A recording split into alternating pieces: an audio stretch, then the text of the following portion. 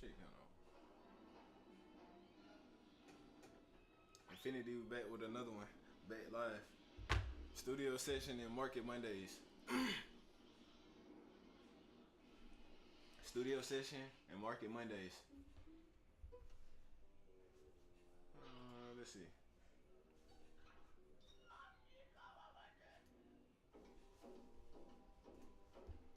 Window capture to window capture. Maybe the person who lives in this silo can tell me where I'm at and how to get out of being at here. Come right in. How do you do? My name is Merlin. I'm a sorcerer. Yeah? Really? A sorcerer? Hey, come on. Let's see your sorcerer, please. Please? Why, of course. Anything to oblige a guest. Damn, shirt wrinkled as hell, yo. You know, that's a good trick, Merlin. We'll figure that. Can you do this one?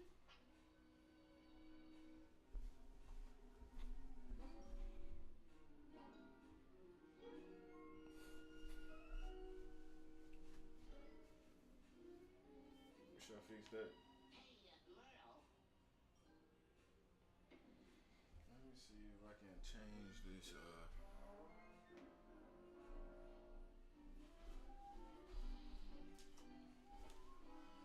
Yes.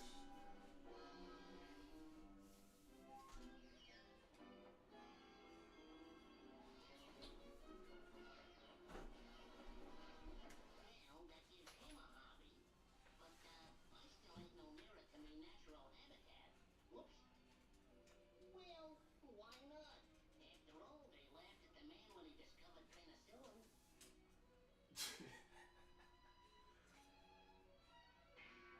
Hey, this Looney Tunes shit, but Bugs Bunny. Wow! What a relief. Thank goodness it was just, nightmare?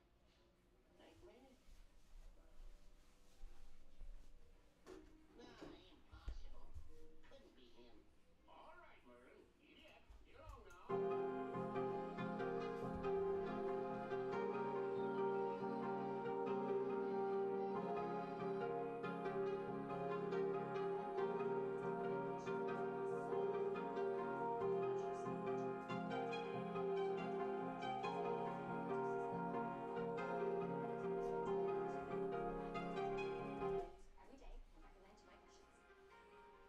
Infinity. Yo, yo. Infinity.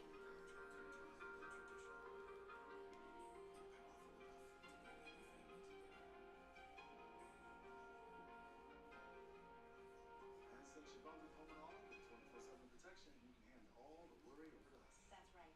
As Progressive, it's our job to Alright, yeah, so we good. Let me go grab this iron real quick and freaking iron my shirt. Let me grab my other guitar too. The other guitar. How many spiders do you really eat? Guitar. When you bundle home and auto, you can be free of all these worries and more. Because we're already worrying for you. Oh, and the answer is 8. 8 spiders.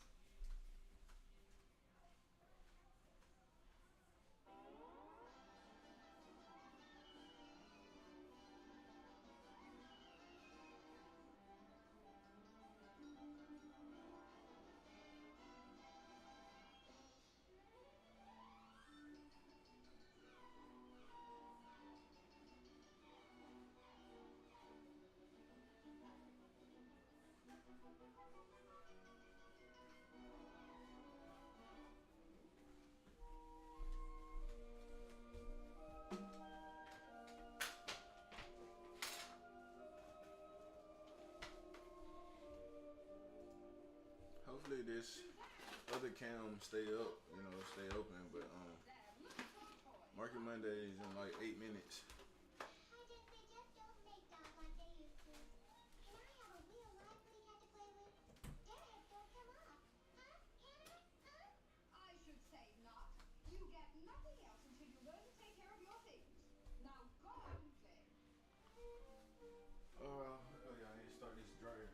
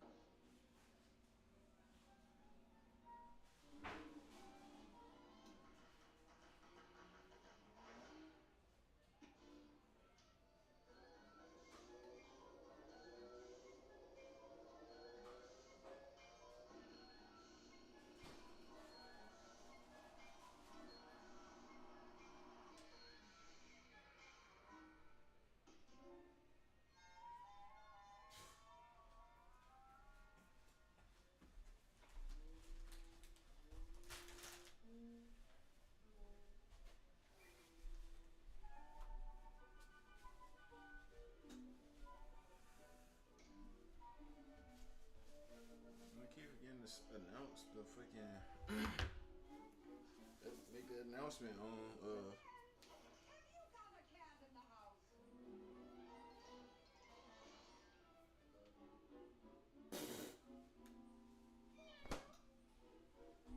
Oh, stop being silly, Suzanne. Now go out and play.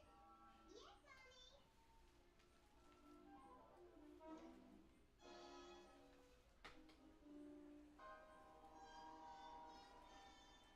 This wetwood blanket will thaw you all out, Woody.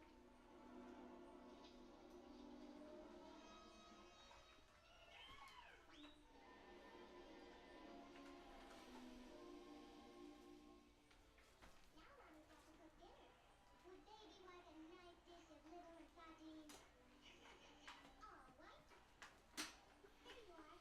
Liver and sardines.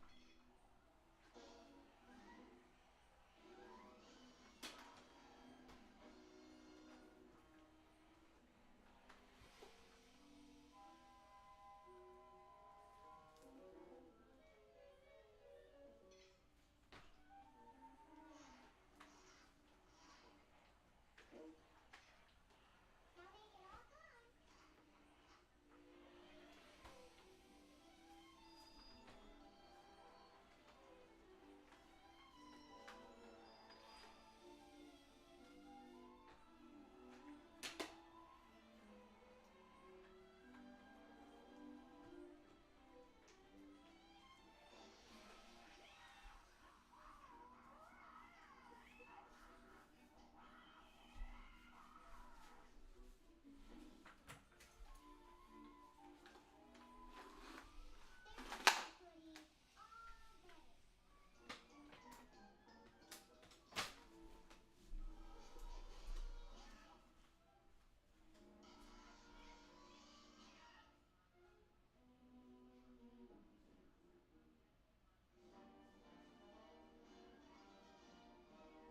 Watch for next week's episode of Captain Electronic in Outer Space.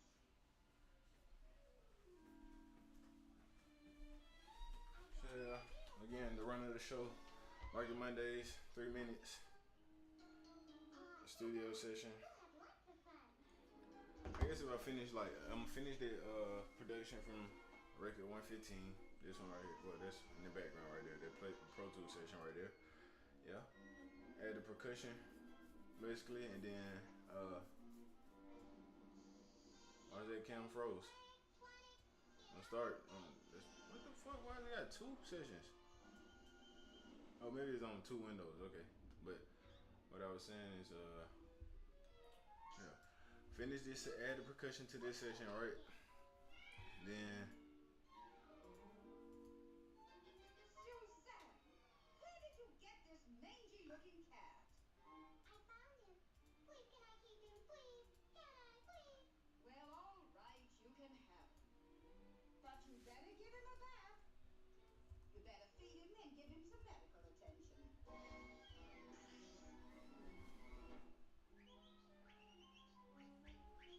finish that. That camera start fucking up again.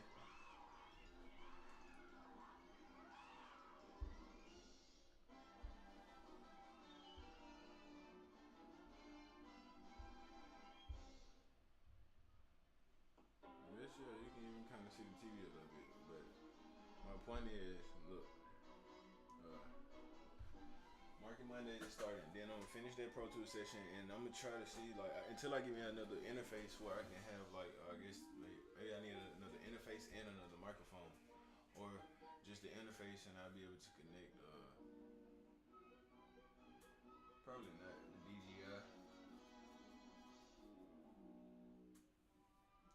Yeah, I gotta figure out how to coordinate the other ones because I have this microphone here. Once I start recording vocals into the Pro Tools session, I'm gonna need to use that microphone, which is what's currently being used for the stream.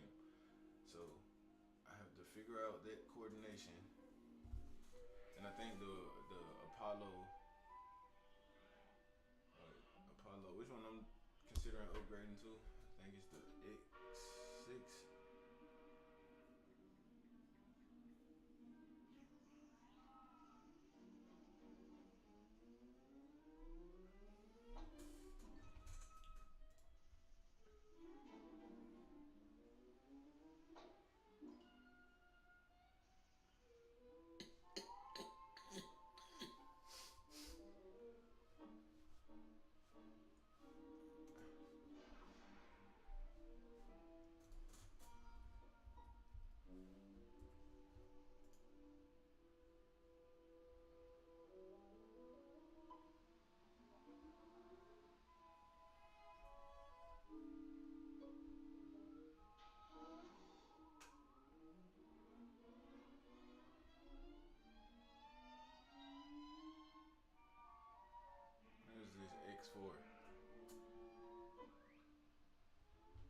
X4 before I go X6 or X8. But so X4.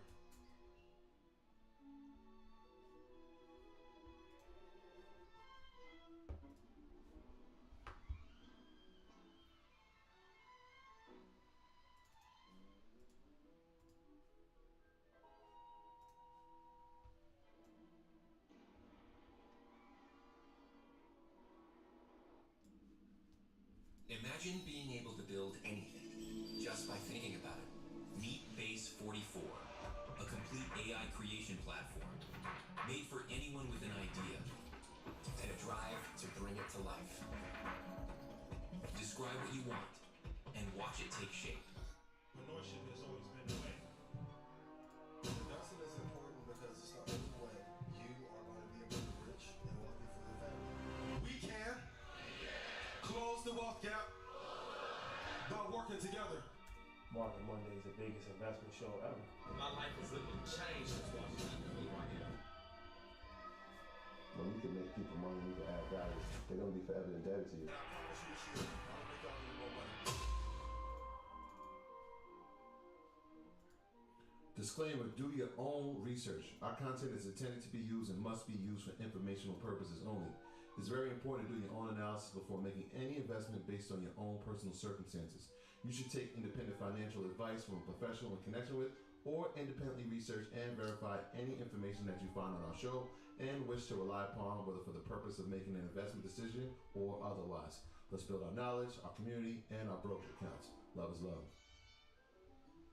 Love is love. Love is love. Happy Monday. How's everybody feeling? I'm happy that everybody's here. You're here sick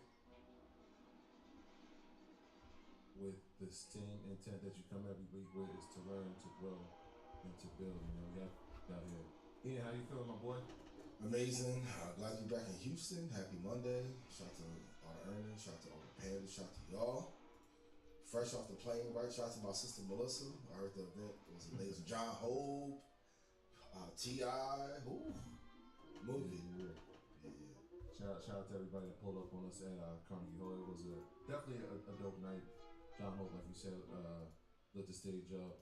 Rachel Odin, one of the most powerful in finance, lit the stage up.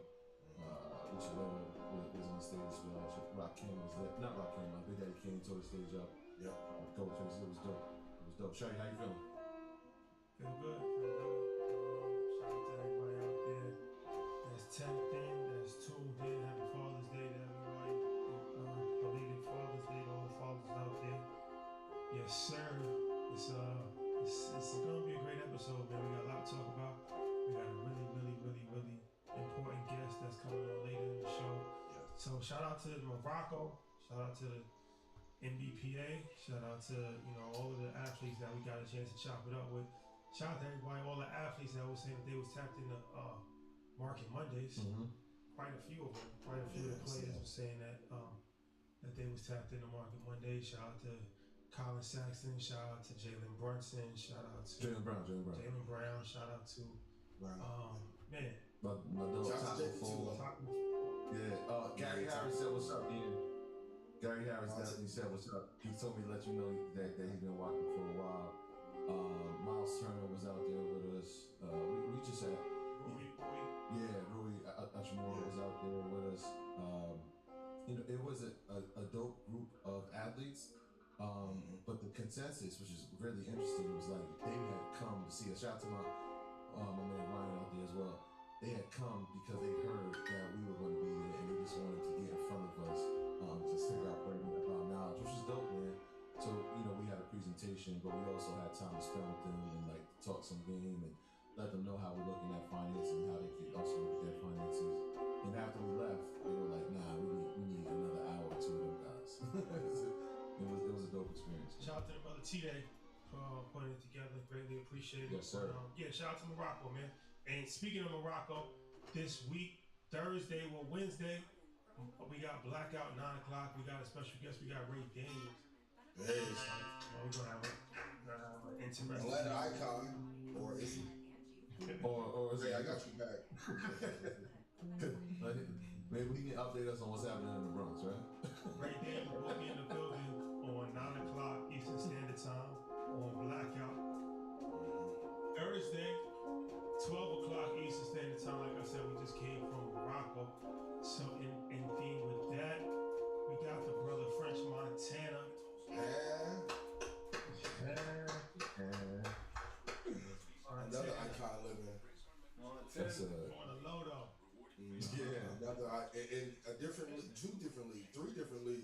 Maybe a legend in 2 games, right? For sure. Shout out to the brother French, man. That's been a long time coming. Got a really, really interesting conversation. Very interesting, smart guy. Man, he said some things on there that's going to ruffle some feathers. Perhaps. He said a few things on there. So shout out to Frenchie. We got French Montana 12 o'clock on Thursday. EYL University, I'm teaching my class tomorrow at 7 o'clock, and then Thursday at 7 o'clock. Troy I'm back. is teaching the options class. I'm back. Thursday at 7 o'clock, so make sure you set your alarm, set your reminders. Yeah. Get in there, EYLUniversity.com, check the app. Yeah, be there early. If you've been here for a few months, you've seen what missing the class can cost you. So let's not continue that trend. Let's be there early. Let's come, open-minded, willing to learn, and willing to be part of the community, man. It's going to be a special one. I got something special planned for y'all. So Thursday at 7, make sure you pull up. Ian, any announcements? Yeah, stay in tune with the education thing. Stock Club call will be this Sunday at 4 p.m. Central. Me and my guy, Bilal Little. We have a lot to talk about with the markets. We made history on ETF Central, so we're going to do it in the Stock Club. Once again, like Troy say, be there early because spaces get locked out real fast inside 2 or 3 minutes. A lot to go over. My SpaceX low-to-low price will be given. We'll talk about SpaceX later. But my low-to-low price for SpaceX will be given in my projections on the market. Probably be on for 2 or 3 hours. Shout out going to the app like that. Shout out to our brother Fred Taylor. Ran into him at the airport yesterday. Had a good conversation. Shout out to him, Brian, and the whole squad. If I made you money, please put us in chat and let's have an amazing episode. And I'll see you July 2nd at Dave and Shan's podcast summit, even though I want to be a live. That's the third. They shut it down. Oh, third. Oh.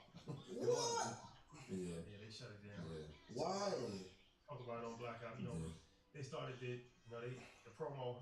Shout out to my man Jay Crew Love. He told me, he said, yo, that ain't gonna happen. Once they said La Marina is back and Fabulous is performing, it's too much. Dang. Nah, bro. The idea was great. Parade and this. The idea was fun. J. Crew, you hey, hurry up. Yeah, I gotta give a special happy birthday.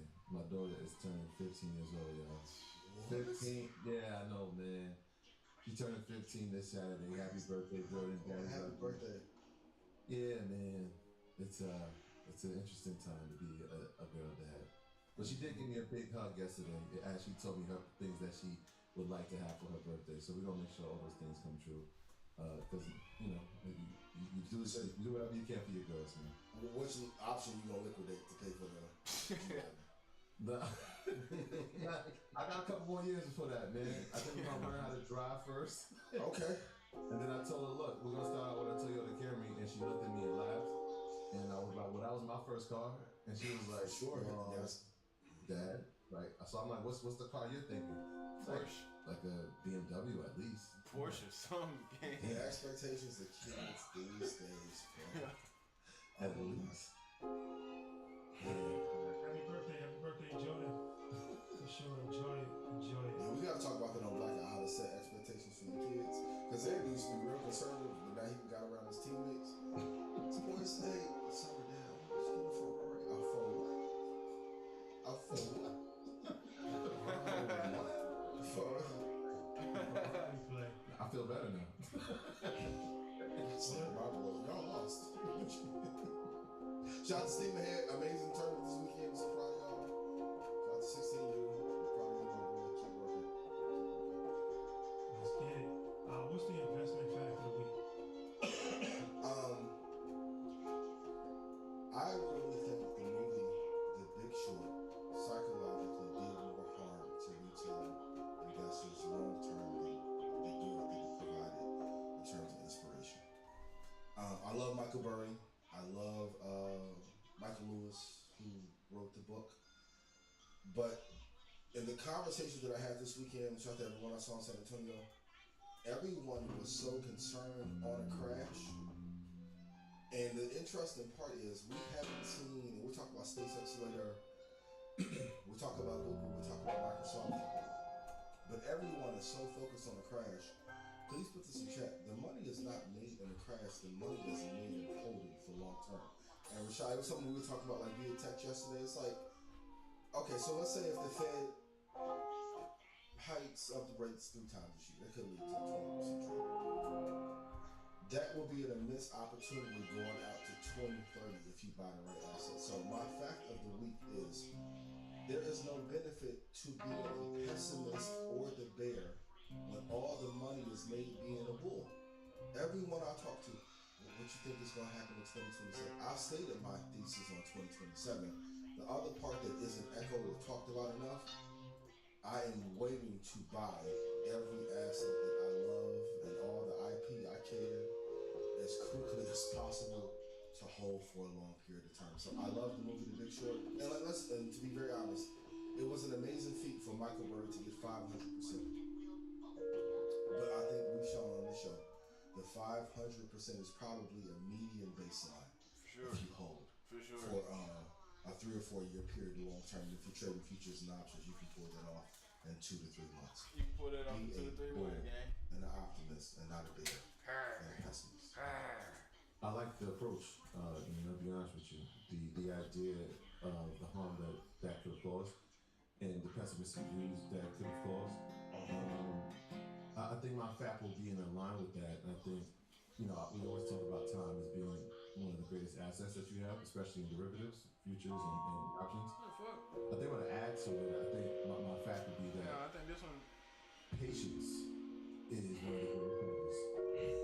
Right? Like, you guys have the time, but be patient with it. What I've been seeing is that people have time, and they're still like unclear of what to do in the intermediate, right? So like there's calls that are out to 2028, and something might be down 11%, and it's like, what do I do? Well, is it time to sell? So yeah, I mean, you would think that because you had the time, which was the asset we spoke about, and then the patience is the part that was missing out of that equation. And so yeah, be patient with the positions that you're in, because like we said, a 5 to 10 year outlook will change how that account, that portfolio is going to look long term. And so we can add that piece, like the patience, and I always start with the PAY, because patience pays, patience and time. Those 2 hedges, right? Like that is the edge that gets your portfolio to a point where you're starting to think, okay, now I can see this is how wealth accumulation is built. Wealth accumulation. Yeah, time is the greatest indicator of all. I know, and I hate that a lot of it has turned into trading talk, but even in your trades, you need time for your trades to work out. There's no worse feeling than if you're trading off, let's say, a minute chart, 2 minute chart, which is a mistake for 99% of traders. And if you would have had maybe 15 or 21 minutes for the trade to play out, you would have been in profit. So make sure you have a long enough time horizon for things to work out in the paper. Yeah, I've seen a couple of those over the past months, where we're talking about late March, when we're in the midst of the war, people buying calls out to July, June, sticking to the plan like, hey, I got 80%, selling at 80%, and then watching a company like Micron run up another 400%. You had the time in your favor, right? Obviously, probably not as much as you may have wanted, but you did still have about two or 3 more months. But the idea of what do I do in the intermediate? Will I be patient, right? I got the 80%. What if it pulls back down to 30%? Like, experience again comes into that, but just having that patience. What do we do next time? Do we go out further? Do we go out longer? Do we put the expiration date out as further as it can go? Do we keep the strike price close? You start to learn some of those things inside of the experience, but having that patience, man, like that changes things. Yes, sir. Okay, let's get to the next topic. We are live, ladies and gentlemen. Yeah. Yes, we're live. You're right. Troy still don't got it. You're right. Let's go to the trading tip of the week. Most traders will be better off trading off the 1 hour or the 2 hour and having less trades per month, but having entries at a better entry price to avoid being stop hunted. I know it's a lot more fun to probably trade off of a 2 minute, 60-second chart. Some people are trading, I've even seen people trade 10-second charts. It's exciting and exhilarating. But less is more. And the reason why I bring this up, I've had a conversation with somebody yesterday who was on the verge of taking their life because of a loss. And when you get to that point, that's not the time for counseling for what went wrong and what could have been done better, and etc. But whenever I've had these conversations, it was because the leverage was too big, and then the time horizon that you're trading off of is too small. Now, when the market is closed, everyone says, well, yeah, I'm gonna look at the week, the day, the hour. Then I'm gonna go to the 10-second chart and make my entry. If you've ever traded off of micro time frames, it's moving so fast, all you can do is put your eye on the smaller time frame chart. So you'll be much better trading off the 1 hour or the 2 hour, or in your swings trading off the 8 hour and 12 hour, and have a bigger macro view, opposed to constantly trading on the smaller time frame, trying to get a better entry, and you're not seeing the big macro picture of what's going on in your trades. That's 10 seconds is. I guess you got to know what kind of investor. Even with that, that's one of the biggest lies that ever get told in investing and trading too. You got to know your personality. Your personality does not give a damn. Like, it doesn't matter when it gets to sweeping liquidity. Yeah, you got to know the real buys. That sounds good. People tell you that because they don't want to tell you the answer of when to buy. It's like when Buffett be like, "Yo, you just buy the S&P 500." I know that, dipshit, respectfully. But tell me the real thing to buy that you're going to put 35% of your holdings into. The personality does not matter when liquidity sweeps the stock market. That is true. I'm just speaking from a just personal standpoint. Like the idea of watching something on a 10-second chart, trying to invest something on a day. I mean, you have people who will scalp, and that, from that standpoint, like, know what you want to do. Not the type, but just know what you want to do, right? Because that is extremely volatile. It would cause me anxiety, right? And the algos don't even do it. Like, it's a great. Yeah. And if you're trading 10 seconds, right? Think about what the algorithmic traders are doing. Like, they're doing less than a second. They're doing a tenth of a fraction of a second. So you're actually still behind by a large gap in terms of time. And even when the algos are trading those fraction of a second trades, they're still looking at price disparities on higher time frames. Yeah. Be careful. Not saying that it can't be done, but for 99.8% of people, it's not going to happen. My trading tip is this, and me and Shai had this conversation earlier. You know, nobody spoke about this, but quadruple witching actually happened last week. Right? And so that's when option contracts expire in a large amount. So when the year starts, it's usually 4 dates that come out. It's usually a January date, there's a March, there's a June, September, and then usually toward the end, they'll put out the December one. So it goes in rotation. That would be 5, but like January, it kind of fluctuates. And so why is that important? Because the June options expired, that June 19th date, obviously the market was closed, but they expired on June 18th. New contracts start to be created. And so when I'm talking about when adding to the expiration date, now I'm looking at, okay, if June 26th is off the table, are we now going into Jan 1 or January, whatever date, 2029? I'm looking 2.5 years out. I'm looking for companies that have depreciated in value, that are going to be strong companies. I'll just use an example, Microsoft, right? Trading at below 20 to 30%, strong company, has a strong balance sheet, has cash flow. Can we look to contracts out there? So that would be my trading tip of the week. Once you start to see quadruple witching happen, which is a lot of sell-off, new contracts are created. So let's start looking out to those dates. I'm sure NVIDIA will be out to January 29 at some point in the next 2 weeks. Microsoft, Apple, all the mega cap companies will start expanding out, and the ETFs will go out as well. So if we want to buy time, this will be the time to start looking at them early. Yeah, switch your futures contracts over too. Yep. Yeah, switch your contracts. Yes. Somebody said, what is triple witching? Quadruple witching? So that, I'll give you the dates, and then I'll give you the definition. So that's going to happen 4 times a year. It is the 3rd week in the last month of each quarter. So March, the 3rd week of March, 3rd week of June, 3rd week of September, and 3rd week of December. For option contracts and futures contracts, I shouldn't just say options. Derivative contracts are originated and a large amount of them expire. So, for example, if you go out into 2028 right now, there might be just 3 months that are out there if you're looking to buy contracts. Why are we doing that? Because again, time is our most valuable asset. And so if you look and it says January 2028, it might say June 2028, and it might say December 2028. And those were only 3 expiration dates you can have in that year.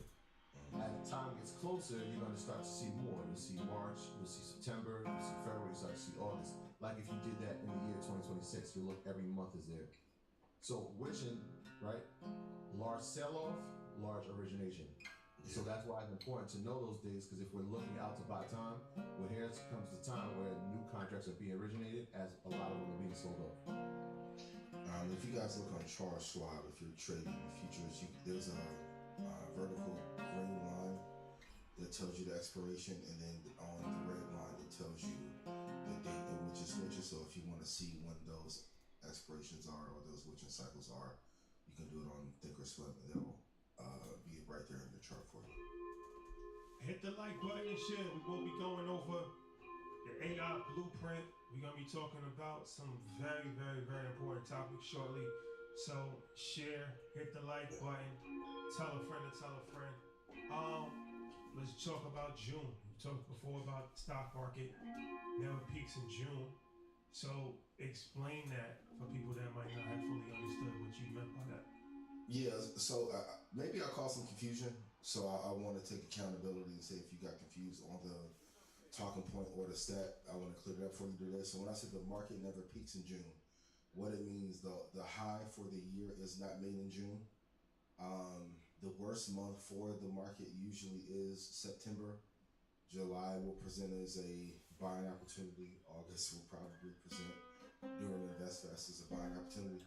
But the highs for the year for the S&P, the Dow, and the Russell don't happen mid-year. And in terms like on a stat basis, it's one that I like to lean on a lot. So if we have any pullbacks in June or July, I'm usually very happy about them. So some people thought I meant that the high happens in June. That's not what I was inferring. But if that's how it came across because of me, I apologize. But the market never peaks in June. It's usually later in the year, November, when the market does peak. So if I cause some confusion, my apologies. Even though if you listen closely, it shouldn't cause that, but I apologize to you. Appreciate it. Accountability. Is everything accountability is king? Accountability corner. For sure. Yep. The pitch competition finalists have been set.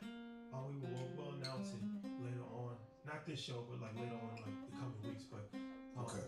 Pitch competition finalists have been set. So those people are locked in.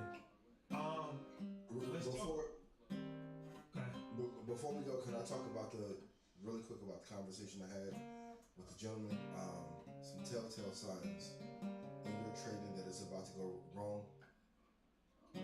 Troy, Shaw, you love this. He was doing intraday options on I won't tell his time frame because I don't want his business out there. And he was doing intraday futures contracts at the same time, 60 contracts apiece on both sides. So I said, okay, you have some skill because you have capital to trade these things, but why are you trading both intraday? And I know a lot of times the desire to make the money fast is there, but at least if you're going to do 2 derivatives, options and futures, if you're going to do intraday futures, do call options to give you 2 years or a year and a half out, or if you're going to do intraday options, which I don't recommend, at least swing trade the futures so you have 30 days. Don't intraday trade both. And he showed me his account, showed me his trades, is a good trader. But please remember this, being a good trader, you cannot outwork bad numbers through technical analysis. My first question was, what's your risk to reward? I'm just trying to take profit once it gets back to the midline after it sweeps low. That's not a mathematical formula. Shawty ain't built no fucking art museum off a non-mathematical formula like that. The thing that I love about like any business, once once you get to the mathematical science of it, even if you want to media, watch time, the conversion, everything has a science around numbers. It can't be feared. There is no fear in investing in small numbers. So know your risk and reward. Know your contract sizing. Know if you're risking 1, if you're going to make 5 or 11. But if you're risking 1 to 1 or 1 to 3, you only need 3 bad trades to blow up your account. If it ever gets that bad where you are going to take your life over a trade, call me first. But if you are trading big contract sizes, it's really important to let them contracts run. And don't fake like you going through something just so I can help you out, please. But I beg you guys, get your risk. There's gonna be a lot of that. Yo, my boy, I'm down. Yo, shawty, hey, call your boy. So, but if you are trading size, you have to let things be able to work out in your favor, and live to trade another day. Now, when he was hitting, he was hitting. But to lose 400,000 or 500,000 in a day, and it's a bad part. Now you lose a trade. Now you want to work to get it back. It's tough, bro. And biggest violation of all, no stop loss on either. I was in the airport. I was talking to Fred. I said, bro, look at this. He said, why is he trading with no stop? I said, damn, I didn't even know you got to trade. He said, bro, I know not have no stop. Are you crazy? No stop loss on the options or the futures. So that's my little quick sidebar lesson. If you guys want to chime in on risk of the coming trading. YOLO. No. That's tough. It's tough because the 0-day options is just it's tough, man. Like sometimes it's not a technical or fundamental situation, right? There might be something that you don't see, right? Like we saw that happen with Google today. I'm sure we'll talk about it later. There's some things that are just not technical or fundamental analysis breakdown, right? It's an economic issue. It's a CEO stepping down. It's a CFO leaving. The parent company. The parent, right? There's all the parent company indeed. So these things are not in your control, man. And now I'm hearing rumors now that options trading is now going to be something that is not just between 9:30 and 4 o'clock anymore. Whoa. And they took away the pattern day trade rule 2 weeks ago. Yes, they did. If you saw that disclaimer, yes, they did. It's like, what? Yeah. So now imagine, more the amount of liquidity that's going to come into that now that.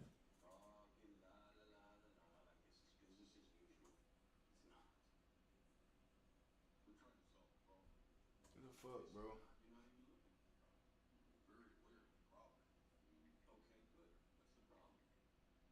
It's not just 4 o'clock, it's over, or 4:10 from the CBO.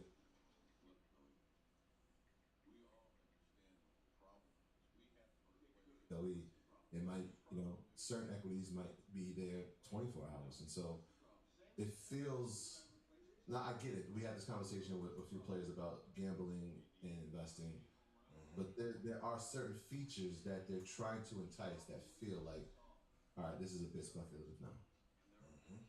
Yeah. Well, okay, we're about to go shortly into the segment. So the title as far as like 1,000% rate of returns for stocks, because there's been a few this year. But before that, I want to talk about power relationships once again. I gotta say this every single episode because there's a reason to talk about it every single episode. Man, InvestFest is coming together. We've been talking about this for a couple of months now, so I don't really have to talk about it too much. But Serena Williams will be headlining. Steve Harvey, Nick Cannon, T.I. You know that Ian Dunlap will be in the building. Tashonda Duckett, if you don't know who she is, she's the only black woman that's the CEO of a Fortune 100 company. We have 3 billionaires, Mike Novogratz, John Morgan. We have Berner. We have Dan Fleischman. We have Sinai Bovell, one of the highest ranking members when it comes to artificial intelligence. We have so many different people. Black Tie Affair this year. Man, it's just expanding. Working on something for Thursday night now. It just gets bigger and bigger every single year. So we did something last year, and once again, it's just the power of relationships. We have a lot of good corporate partners, and one of them is Revolt.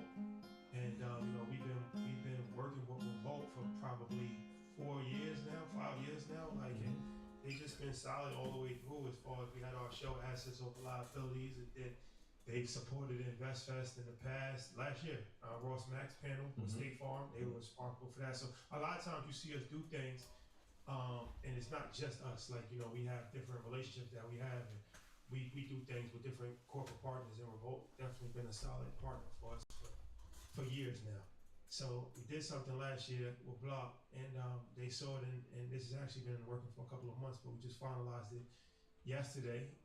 So I want to publicly thank Detavio, CEO of Revolt, Dion. Yeah, he's running Revolt right now. So, you know, it's economic challenges out there. So what they wanted to do was they wanted to do a 50% off. Revolt is sponsoring 50% off for 100 ticket holders and 10 small business vendors that want to enter the vendor marketplace. Oh, wow. So this is tickets, general admission ticket or VIP ticket, either or, and any booth level. If you're a small business owner and you want to get a booth inside the vendor marketplace, 20,000 people per day to sell your products, services, and get the word out about your business. First come, first serve. All you have to do is go to investfest.com and enter code REVOLT at checkout. Once again, it's for 100 ticket buyers, general admission or VIP, and for 10 small businesses that are looking to get vendor booths. 50% off the price of a vendor booth, 50% off the price of a ticket, general admission or VIP. That's courtesy of Revolt. We want to thank the good folks at Revolt for putting their money where their mouth is. You know, a lot of people talk about Black excellence. A lot of people talk about supporting Black businesses. A lot of people talk about collaboration, but very few people actually, you know, cut a check. Yes, that's a fact. So I want to say shout out to Revolt once again. Dion, tickets to InvestFest. Yeah, both good. If you think about going to InvestFest, if you think about getting a booth, this is probably a moment that you should probably do it. So 50% off, 100 tickets, 10 vendor booths, first come, first serve. Go to investfest.com, enter code REVOLT at checkout, and you will get 50% off. Yeah. When we talk about collaboration, this is the highlight of it, right? Like, at the top here, we've had plenty of conversations. He's always said, number one, I want to support you brothers, but I also want to be in business with you brothers. And that's been for 5 years now, man. And so, a man of his word, a dude of strong character, and one of the most intelligent guys you're going to meet in terms of business. For sure. It's an amazing opportunity, man. Like I said, we already know InvestFest is life-changing, but the amount of people, the networking that you're going to be a part of is life-changing as well. So, take advantage of it. Take advantage of it for sure. Is it time you're speaking at InvestFest? You never know. Shout out, congratulations. Congrats. He's about to have a child. So, you know, he's oh, I know that. Congrats. Yeah. His world is gonna change. His world is gonna change. For sure. So and I was gonna say, and that's still the family, right? Like, we still rock with everybody over at Revolt, whether it's Octavio, Dion, Michelle, Latra, just all the people that were part of Assets for Liabilities, we still work with. And that's what relationships should be, right? Like, the show's over, we'll never see each other again. No, man, we really like each other. We like working with each other. How can we continue to do business? How can we create ventures in the future? And that's what we're doing here, man. Because, and that's important too. Even though something is over, doesn't mean the relationship is over. So even though we finished our show with Revolt, we still got a good relationship with them 3 years down the line. And now the next question is, well, why can't they just do 50 tickets and 10 free? Because if you don't pay attention. So you gotta have some skin. You gotta have some skin in the game. If the ticket's $250 and it's 50% off, $125, that's basically free. But you need like you yourself. This is an important lesson. You yourself need to be invested in something, right? So if you're serious about your business, 50% off, then you don't want to do it. If you're serious about your ticket, somebody give you 50% off. Like, when people don't pay, they don't pay attention. Even if it's a small amount, even if it's $100, right? You'd be surprised. Somebody will travel 6 hours because they spent $100. You give somebody something for free, they'll be right across the street and then just decide that they want to go to I'm lunch. good. Yeah, I'm good. Yeah, I'm good. Oh, and tell everyone I know, unless you're in the inner circle of Red Panda or my blood family, use that link, revolt, right now at investfest.com. Take what you want from me. I love you so much. Back to you, Trey. We appreciate y'all. For sure. For real. For We real. got some more tickets, just like Revolt. The Tavio has them. Yeah. Yes, I have some more tickets. That comes. Shout out to the Tyler. So yeah, August 7th through August 9th in Atlanta, Georgia. Man, this is gonna be crazy. Get your hotel. So let's talk about memory styles. But before we talk about memory, I want to show this video from Apple. Can we show this video from Apple? Wall Street Journal.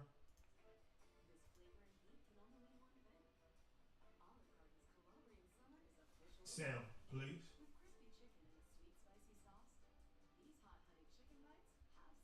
No sound. No sound. No sound on the video. This is live. Yeah. Okay. Well, I'll give context while that's trying to be loaded. So it's interesting because Apple was in the news last week. Well, it was in the news for the past couple of weeks, right? Like they had their conference and people were kind of underwhelmed by it, which is rightfully so, right? We're talking about innovation and where we're at it. I'm gonna try to reconnect it once I get back to the studio session. Once we start the studio session, I'm gonna try to reconnect this camera. What we saw was they have made a partnership with Intel. Why is that important? Well, we know that the government obviously has made it a priority for Intel to be in the business of manufacturing GPUs, CPUs, and TPUs. And so the Apple proposition, when I saw, this is crazy. The video we're trying to get work. I sent to Shadi on Thursday. Yeah. And he sent it to me today. So I'm like, that sometimes that tells you, number one, I appreciate it because that tells me that he's looking at the memory space the way I'm seeing it, but also says like we're on the right path because not only are we seeing it, but CEOs like Tim Cook, CEOs like Jensen, I know Sanjay over at Micron is seeing it the same way. And so I sent him a picture of Neo in the Matrix. I like to use Neo in the Matrix when everything starts to become true because you're seeing life differently. And we're starting to see AI differently. We're starting to see the layers. It's not just, hey, it's NVIDIA and good luck with everything else. It's no, this needs to work in order for that to work, in order for this to work. And so the picture's becoming very clear. And that's kind of what the video is. Hopefully we can get to go, Mike. So Apple has a problem. It's so bad that Tim Cook is calling it a 100-year flood. The price for tiny but critical components buried inside our electronics is skyrocketing, specifically memory and storage chips. And Tim Cook told me it's going to force Apple to raise prices. I spoke with the outgoing Apple CEO in an exclusive interview about the company's plan to adjust to this new reality. Cook told me that the company's planned price increases are unavoidable, and while Apple has tried to mitigate increased costs, the situation, he said, has become unsustainable. So why is this happening now? Chips have gotten faster and cheaper every couple of years, powering a new technology revolution every decade or so. But in the last few months, that magic formula has reversed. That's because the prices for memory and storage chips, which are inside virtually every computing device, have suddenly skyrocketed. Apple's latest warning is remarkable because it's been the biggest buyer of storage since the days of the iPod, and also a giant buyer of memory. But now, there's a new competitor in town. Artificial intelligence. AI companies are flooding the memory and storage market with money and securing much of the supply. Suddenly, Apple no longer has the leverage to push the storage and memory makers for the lowest prices. It has to wait in line. What Cook told me on our call is that Apple has already been absorbing higher costs, but now it is swinging over to option 2, price increases. Cook didn't say how much prices will increase, or when, or on what products. But to give you an idea of the scale, research firm Tech Insights says the cost of memory and storage inside last year's iPhone 17 Pro was $50. The cost for the same components in the upcoming iPhone 18 Pro, around $200. Now, the good news for Apple is that it's in a better position than less profitable companies who have little cushion to absorb the higher costs. Other companies are saying this is worse than tariffs, worse than the chip shortage during the pandemic. So this isn't just an Apple story. It's a tax on basically everything with memory and storage chips, and few consumers realize this wave is coming. So, all right, let's put that in perspective. If keyword, if if you watch that video and your key takeaway was that Apple is in trouble, or it's not even about Apple. No. The video illustrates the need for memory, the supply-demand crisis that has happened, and the price increase for the memory chips specifically, which is why Apple is raising their price. Apple is not really the most important part of that story. It's the memory. So that's why these memory stocks have skyrocketed, right? Just kind of illustrates that, puts it in perspective. So when we talk about the memory stocks, and we'll talk about the memory stocks now, because that's the title that we're on right now. But when we talk about the memory stocks, we talk about memory ETF, we talk about Tron. So vitally important for you guys to understand that it's not over yet. So like when the guy, so when I brought the Micron, and then got ridiculed for that. He didn't understand that it wasn't like Micron was just like some meme stock that just shot up for no reason. Yeah. There is a real demand for these memory chips. There's a shortage of them. The price has increased higher. So when you see a company like Apple pretty much saying like, we gotta raise our iPhone because there's no other option. Well, that should tell you the future of the memory sector. Sure. It's not over yet. Right? So Micron just did a deal let's with. talk about the individual, because I know he was early on talking about these stocks. So explain the memory sector, talk about the individual stocks, because we talk about these stocks and a lot of them have went up over 1,000% this year in the last 12 months. Like even Micron's up 888% in the last 12 months, just the stock, not the option, just the stock. So, and then there's a bunch of other memories that's not directly memory related, but kind of spin-off memories. There's different like subsector memory adjacent. So yeah. Ian, can I have a moment? I'm gonna have like an Ian moment real quick right now. September of 2024, inside of UILU. It's the first time, probably the second time. I break down this company called Micron. Why do I break it down? Because I'm understanding this AI data centers specifically, and the components that are going to be needed inside of it in order for it to function. In June of 2024, this is the first time I actually invest in the company. By December of 24, I'm saying the business model for Micron. Well, why am I saying the business model? Because it changed. And I told you, anytime you look at companies and start changing their business model to gain profit, that's an interesting proposition. What was the business model prior? They was making memory for CPUs. Well, that had been something that was done from a generation past, which is why a company like Apple can dictate, hey, we're not paying that price. Because when you're making it for the CPU and there's no other component that's needed, then that becomes cyclical. And we've been saying all along, this is not a cyclical situation, right? This is something that's going to be here for a while. And so part of that thesis was, okay, well, Micron isn't the only one. Western Digital at the time, this is again September 2024, Western Digital is prominent.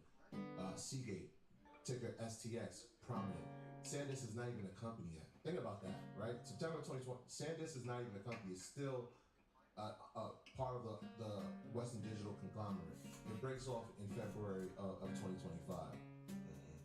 What are we seeing? We're seeing the demand for AI increase the memory demand. Why? Because in order for the heart, right? We did this diagram.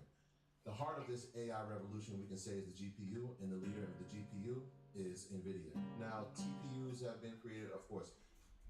We've seen Google do that, XPUs with Broadcom, we've seen that. But at the heart, those processor units are there. In order for them to function at the highest capability, they need a brain. The brain of the operation is its memory. Now, all memories are not created equal, right? Which is kind of what you were just alluding to, Shadi. We're talking about DRAM, which is the ETF name, right? And we'll get into SK Hynix and Samsung in a bit, but that is what is used for large language models, right? That is what's used for inference, which is in the highest demand.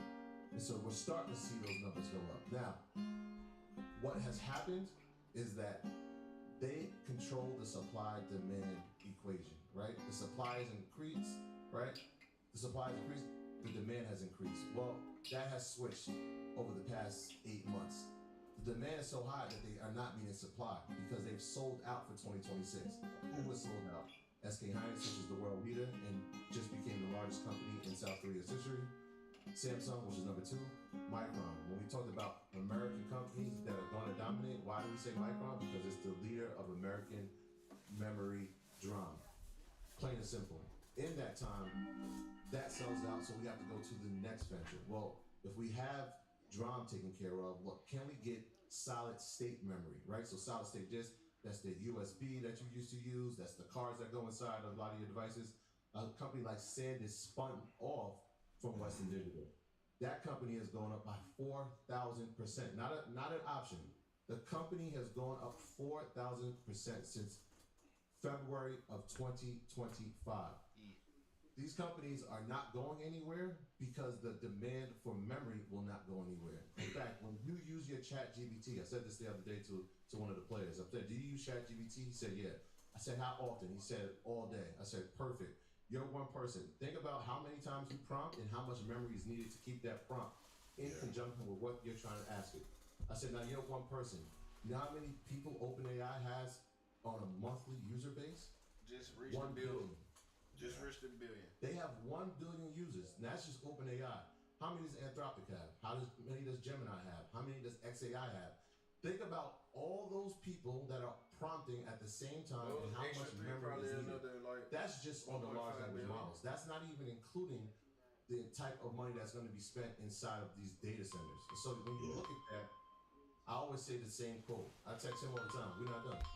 What's that mean? We're not done. Right? Stay behind means, look, we're going to be in here. We're going to be precise with when we execute, but this story is far from finished. Why is this story so interesting? Because when I see Intel saying that they're going to make more manufacturing GPUs and TPUs for Apple, I say more chips, more memory. Right? So it's no coincidence that when we watch Micron run up today to its all-time high, we watch SanDisk run up to its all-time high. These things are happening because the demand for the key component inside the story is still going to be here. The more AI we have, the more large language models we have, the more agentic, the more robotics we have, they're going to need that brain component, and that's why you're going to continue to see these things run. Now, DRAM is important because it has an ETF where we get access to it. So I know some of these companies are run high. In fact, there might be a split at some point in the near future. So DRAM gives us access to it. 27% of their allocation is Micron. I love that. 26% of it is SK Hynix, a company that we can't trade because it's in South Korea, but it will IPO in America sometime in the fall. Perfect. Samsung is number 3, and if you look at the allocations, there goes Western Digital, there goes Seagate, there goes SanDisk. These are all prominent stories that I wouldn't say we're in the first inning, but we're definitely not in the ninth. There's so much room to go, and so this is why when you see memory and you keep hearing memory and you don't know why it's moving, this is why it's moving. And if shout out to Edwin who sent me this. He's remember when there was a memory shortage in 2020? Like this is going to be a multi-decade story. Like it went from Nvidia, AMD, and now it's the trade and investment has kind of evolved. And the great part is when there was a bunch of stacks and needs floating around, I've always said that great enterprise companies are going to push back and they're going to take the reins, and they actually have done that a ton. And so much so that they moved Meta out of the top 10 in terms of market cap. So for anyone who thinks that this trade is going to be short-lived or this investment cycle is going to be short-lived, because I know there's a lot of people putting that SOXL chart versus the 1999 chart versus now. I keep saying the difference between the companies then and now is that these companies alone print the GDP of nations. In 1999 and 2000, they did not. They're needed. Has Apple underdelivered on the Siri AI? And yes, but I think the partnership, even though it's a forced and arranged marriage from Trump, I think that's going to give them a little bit of a chance in to finally build some AI infrastructure that they need. If anyone keep asking, is this going to go away? It's not going away anytime soon. It's not going away anytime soon. You know what was when we talk about relationships? Think about where Apple was in terms of relationships when it came to memory. I mean, dominant. The number one customer. They were had the most yes. They were TSM's number one customer. They are no longer TSM's number one customer. NVIDIA has now passed them. When you talk about the idea of being the first in line and saying we're not paying to now being maybe fifth in line and saying you're going to pay the price or he has now passed them. Yes. They were TFM's number one customer. They are no longer TFM's number one customer. NVIDIA has now passed them. Yes. They were TFM. They were memory. I mean, dominant. The number one customer. They were chips when it came to memory. I mean, relationships. Think about where Apple was in terms of relationships when it came to memory. Regardless of what they report, they beat earnings, they don't beat earnings, stock drops. So Micron being one of the leaders when it comes to, probably the leader, $1 trillion company when it comes to memory, they report on Wednesday. Yeah. So what we looking forward to when Micron reports on Wednesday? I think people need to anticipate something stupendous. I think it's going to be monumentous in the words of my boy Carlos Miller. It's going to be monumentous. Now, is great enough? I mean, I don't move here. Think about this, right? When we talk about EPS, earnings per share, the expectation. Ian, if I asked you, hey, if a company says they're going to grow by $1.25 in a quarter, you say what? I am elated. You're elated, right? Job well done. Amazing. Yes. Job well. Spectacular performance. Like, this is MVP Brunson-esque numbers. Yep. The EPS for Micron, when they report on Wednesday, is $21. Okay, basketball terms, that's like expecting someone to score like 92 points in a game. Yeah. The expectation is so, like, bro, what are we doing? So let's say that they maybe they missed by and it's $20 per share. Yeah. You're talking about a company that a year ago was moving at that pace of $1.47 EPS, $1.70 EPS. Last quarter it went up to $8 EPS. This quarter they're expecting 21, and if you look at future guidance for the next 3 quarters, we're at 30. Yeah, and 30. They're projecting to get to the 40s, but you let SpaceX have that evaluation with that price to sales ratio. Off the that's a whole nother. What? Oh my God. The idea, and there is some truth to that, right? We watched it have a monumentous quarter, something that we had never seen. We came on here and talked about it, and we watched Micron go from like 430 down to like 360, which was an opportunity to say we're going to buy. The story's not over. Like, that's been the common theme. The story remains. The story's not over. We're not going anywhere. We're not done. Why? Because we understand the long-term vision of it. So if it pulls back on Wednesday, because it has run up, right? Think about that. The last time it reported, we were talking about a $400 stock, and we were like, we said it on the show.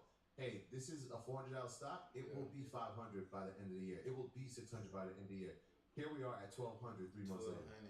If it drops anywhere near 938 to 920, I'm looking to buy. I'll say that. And now you take the information that we just had, right? Like new contracts that might be going out to 29. You see a pullback like that. These are going to be expensive contracts. They're really expensive, obviously, because of how the type of growth Micron has shown over the past 12 months. So maybe that's when you look at the ETF here and say, okay, I still believe in this story. It's not going anywhere. Here's where I may grab Drum at. And from a long-term hold perspective, Drum, I think you might have to start looking at like SMH. For sure. From a long-term hold perspective, it's done very, very well. It's because it has those chip companies in it. So these memory companies that make up Drum, even from a option standpoint, but just from an investment long-term, if you really think that this is going to be a long-term thing as far as memory, we're still at the beginning stages. If all factors come into play, we're still at the beginning stages. So, and companies can change over the course of time, just like any other thing. So the ETF gives you great exposure because it doesn't just put all your bets in one, stock. So now you have diversification. So that's something to look at from a long-term hold perspective. Is like, if you really, really, really believe in the space, then that ETF is going to be, valuable in the future. Yeah, we talked about the ETF when it debuted April 2nd. I think we were on here probably 2 weeks after in a class saying that we're in this call. It was $30. Some people got it at 27. Some people got a little 35. We're sitting at $80 here now. The story's not going anywhere. The company that is leading it is not going anywhere. They're only going to continue to grow.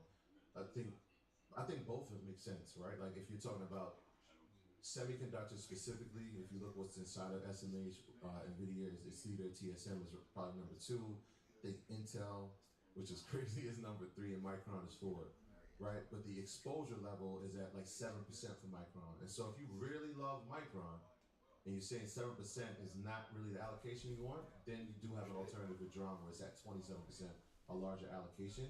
So I love both. I really do. Really No, quick. I'm not saying that SMH is not bad. No, it's great. I'm just saying that this could be. He was giving a correlation, yeah. Yeah, no, to that I'm point, 100% with you.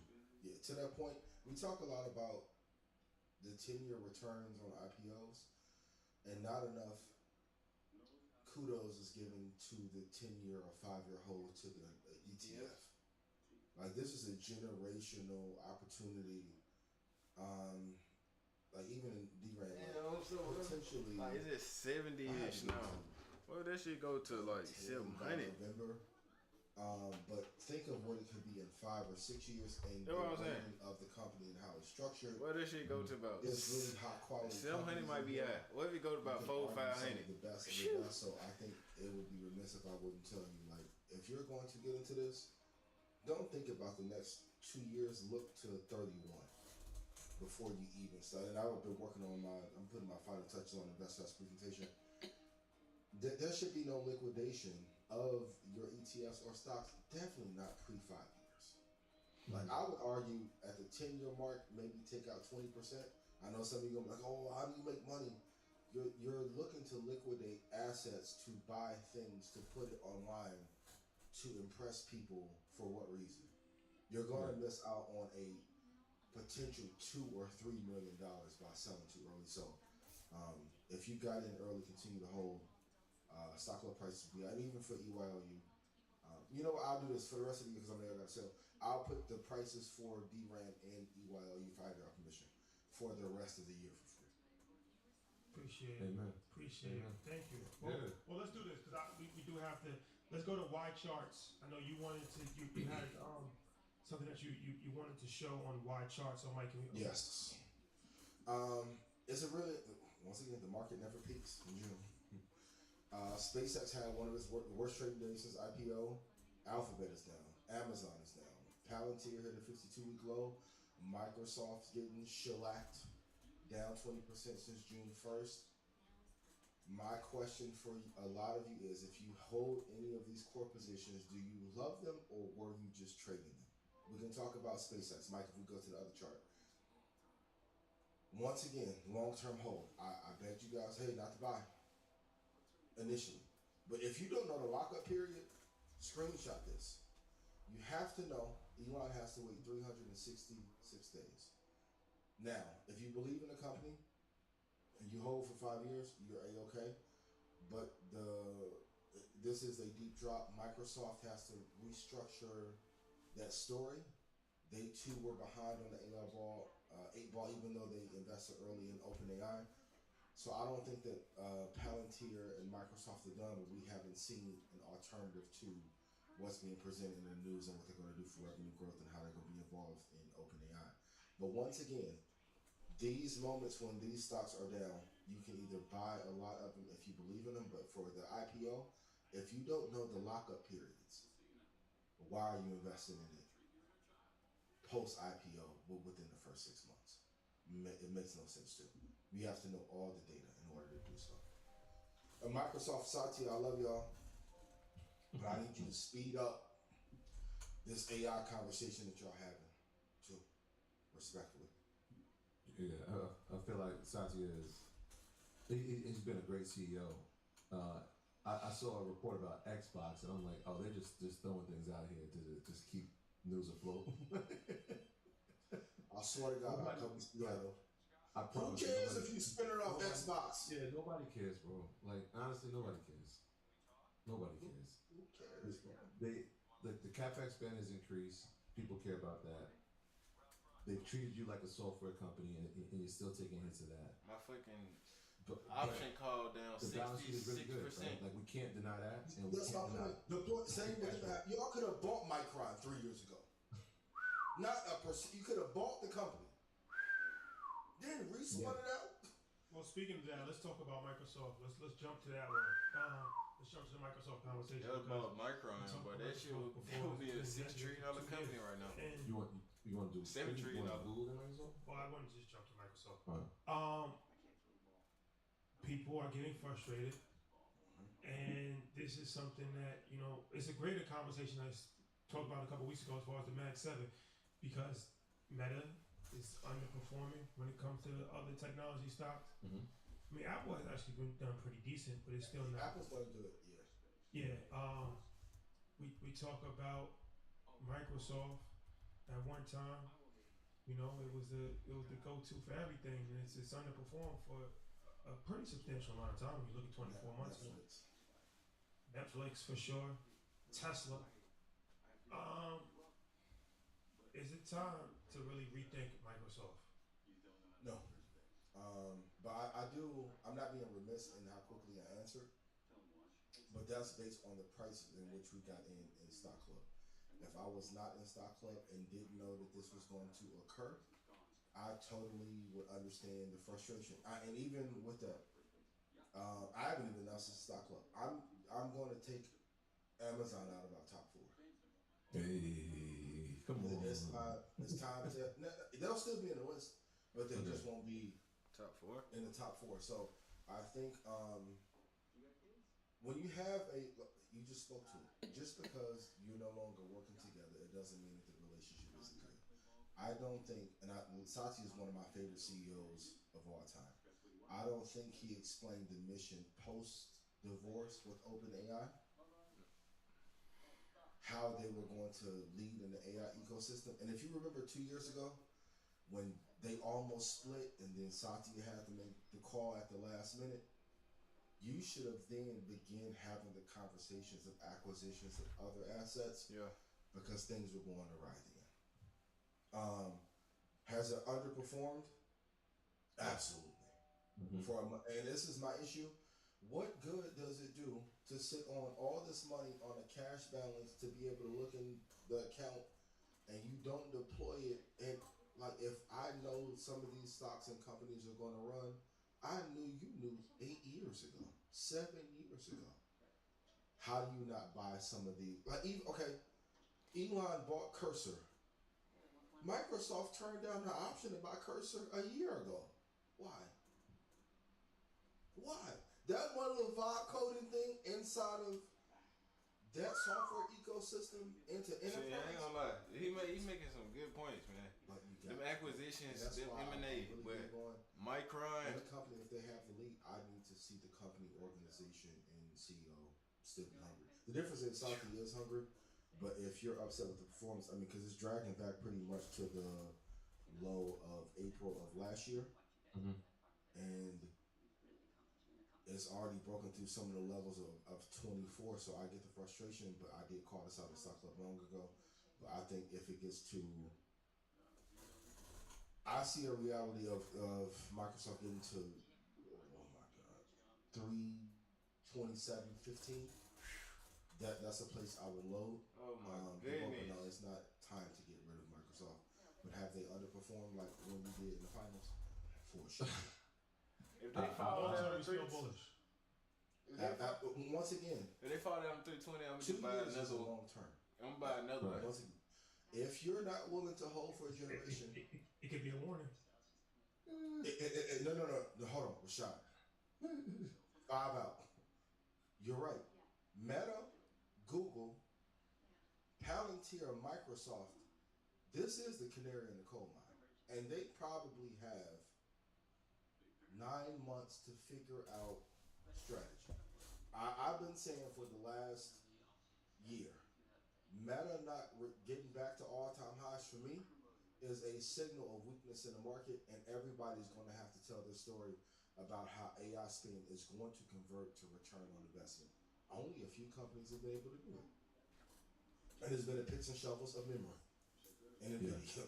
being Think ecosystem. about Everyone else is cursor. doing this all tremendous capex spend. And let's be very honest. Most of the AI that everyone says is going to eat up all the jobs, you can't run a small business off most of the LLMs right now and go on vacation in Cannes for 2 weeks.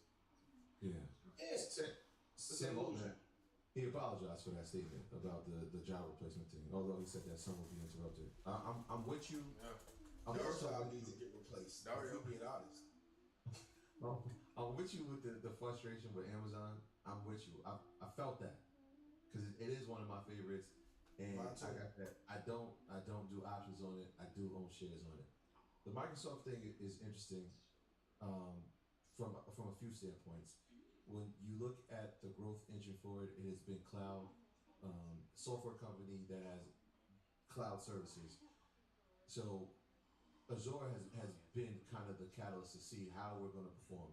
And finally, I mean, it went negative by a percentage in a quarter. I think second quarter of last year, and they took some of their capex spend and started to reinvest into themselves. I think what's interesting is the same day that this Xbox thing comes out, they make a partnership with Chevron. Yeah, what does that tell me? That tells me that they're looking ahead in terms of energy. Where have I seen this before with Microsoft? When they decided to make a deal with Constellation Energy. They're looking at this from a totality standpoint. And so when I hear about their CapEx spend, I don't think of it in the same way that I think of a Meta CapEx spend, where it's trying to figure out how we're going to generate revenue from the spend. Yeah, Their CapEx spend feels like they're building the infrastructure to be the platform that almost becomes self-reliant. And here's how. When you talk about its ownership, even with the breakup, they still have ownership inside of OpenAI. But in the midst of that, they also pivot and say, okay, we're going to also partner with Anthropic. And so now the software piece comes into it. If you've been using PowerPoint or if you've been using Word, and now you can have the plugin of Claude as a piece of that, that is a game changer. Like for me personally, that's been a game changer. And if nobody has done that, you should. Add Claude as a plugin and see how more efficient you are inside of that workflow. So that's just at the retail level, but from an institutional side, the workforce is going to change as well in terms of this large language model now being partnered inside of your software. What will that subscription look like? I know that they raised it and we saw it run up.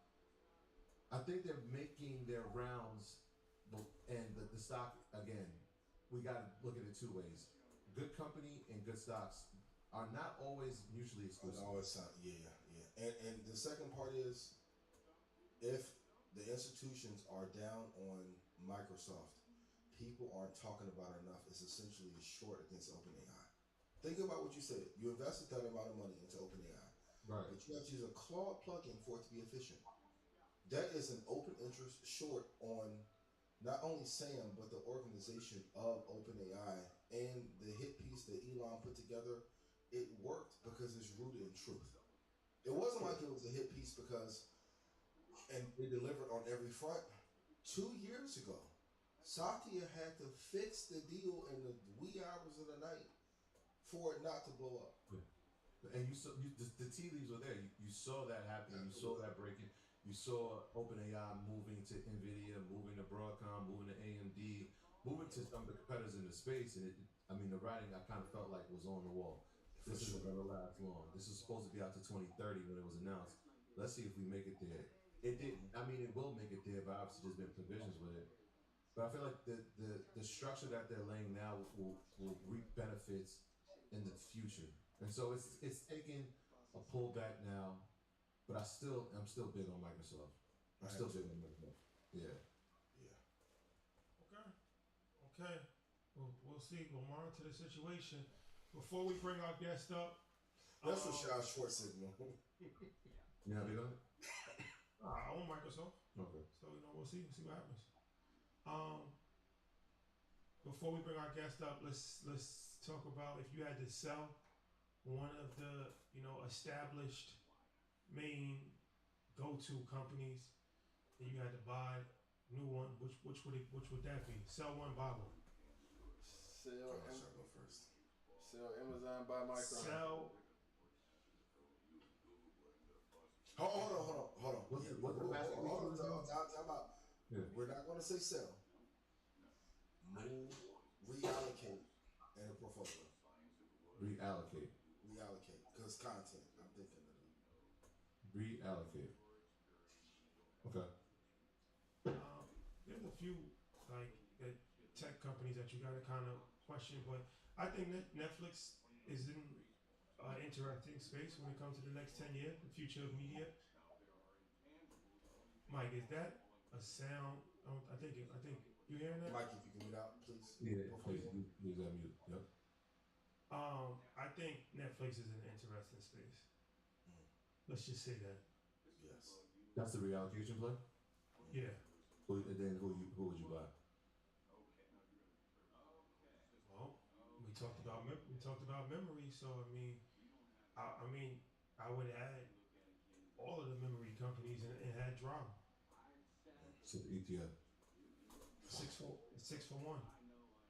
6 for 1 deal. I think if you look at the next 10 years, you gotta be more bullish on the drama ETF than Netflix stock. And especially on the cost basis too, $100, like especially when SpaceX could fall. Yeah, for sure. For me, I would reallocate Amazon and I would replace it. I would put Amazon on the bench and replace it with Lilly to anticipate the not only GLP advancement globally, but the peptide wave and Retta. That's on its way. That's a good one. I love this company.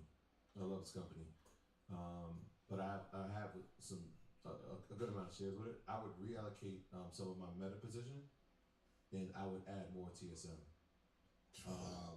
All day. Because none of this is possible. Right? It feels like this is like the acceptance speech. None of this is possible without you. Yeah. Nvidia doesn't.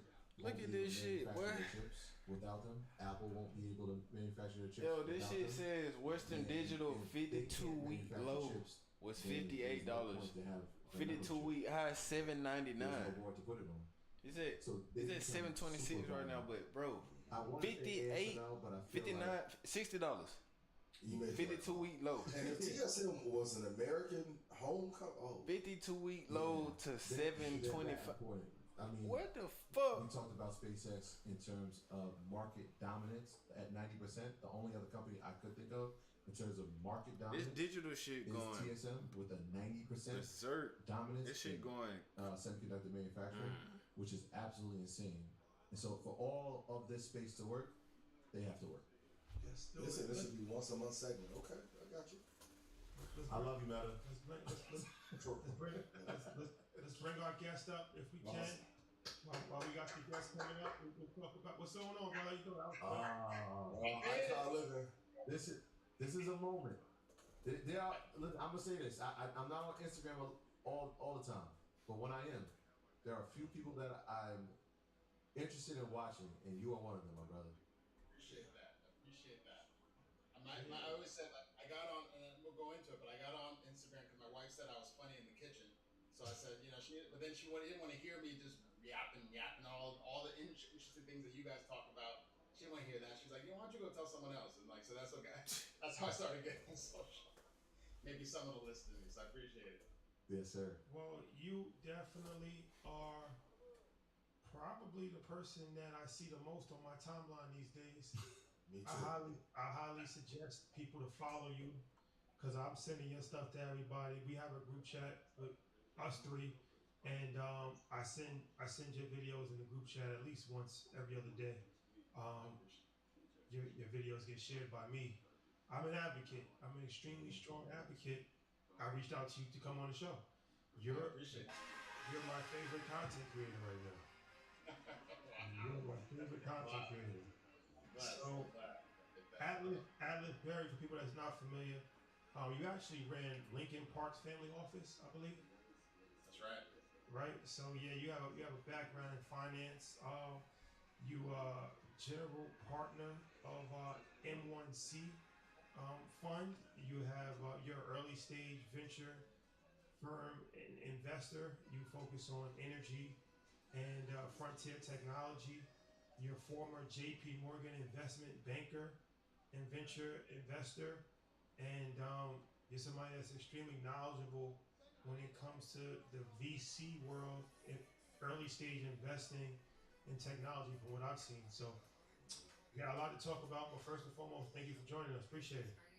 Most definitely. I'm excited. I'm excited. Shout out to all my friends watching. I know a lot of people are excited to see me up here.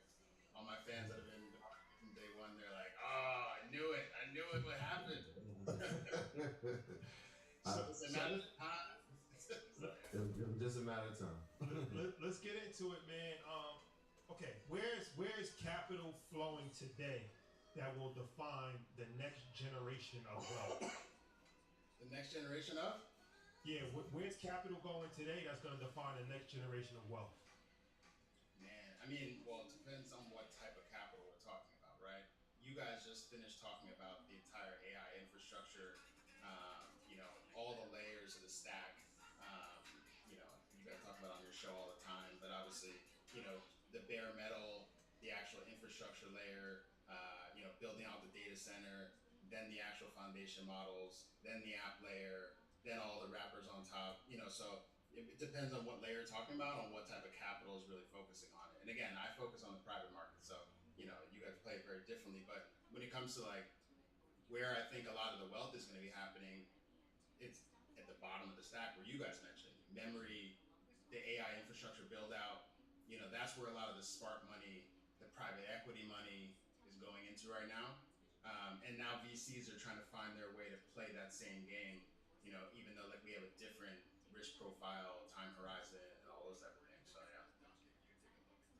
Like I said, I watch it every day, and I feel like, for some people it might feel like a foreign language, but when I'm listening to you, I'm like, I know his language because I'm deep in the weeds in the research. Hey, we'll grab some drink. I said something the other day, and I thought it was like a really important piece about the nonstop evolution of learning AI. Right? Because people think, oh, I need to use it, or I'm not going to use it, and every day that somebody does that, it evolves, it changes. So you made this comparison of treating it like the gym, or in the clip it was talking about it. And I know it's Ted or Renee was saying about treat it like a gym. Break that down. How people should be viewing AI in the present and in the future, and how it correlates to treating it like the gym. For sure. I mean, like we've seen, when the ChatGPT moment came out, again, and you mentioned companies that weren't even around 5 years ago or 10 years ago. You talk about it too, but that just really in the length of time of tech, it just happened. And look what happened from a venture standpoint. The reason why it's extremely important for people to be treating like the gym is because when ChatGPT came out, everybody thought it was all about co-pilots. Oh, let's invest in companies that are sitting alongside people doing workflows, alongside people. You can just ask questions. It's like a Google Plus. Okay, we can ask it a couple questions. Then all of a sudden, people started realizing, oh, AI agents. And then all the co-pilot technology is gone. Now you got to learn the new thing, because agents are now a completely different paradigm in the way they're going to disrupt, and how they're impacting the internet and their usage and the economy around agents, and we can go into all that. And then whatever's next, right? And so every 6 months, and maybe that span is getting shorter and shorter over time as it continues to accelerate, the entire paradigm shifts, and the entire shuffling of the companies that actually are leading in these sectors shift as well. You talked about Microsoft. Microsoft was leading. Now they didn't keep up. They did Copilot, right? They have their Copilot. That's not Cursor, right? So then they missed out. Okay, now it's all about what Cursor's doing. Obviously, we talk about Davis and why they need to buy Cursor, thing around that. But then you talk about what's next, and so that's why you need to continue to stay learning, is because the target is moving. It's a moving target, and so if you don't treat it like the gym, and if you don't continue to learn the new thing, you will actually be extremely obsolete 6 months later, and that's just how it's going to be. In terms of your study and learning regimen, to follow up on that, how many hours are you putting in today? And as a secondary question, in the private market, what's the risk profile that you guys are looking at in terms of time horizon and risk to reward ratio? For sure. So I spend my whole day learning. My whole day. And Sun when up to I'm sundown. Run up to sundown. Yep. Like literally. And point where I mean it's feverish in the way I learn, and that's why, for me at least, that's why I was like, I kept taking in so much information, and I was like, it's time to start sharing out what I'm learning, because it's almost like stacking up in my head, and I need to spit it out somewhere because I think others need to learn it, because I'm seeing things that I think will be super helpful to people. Obviously, having been a professor and doing other things,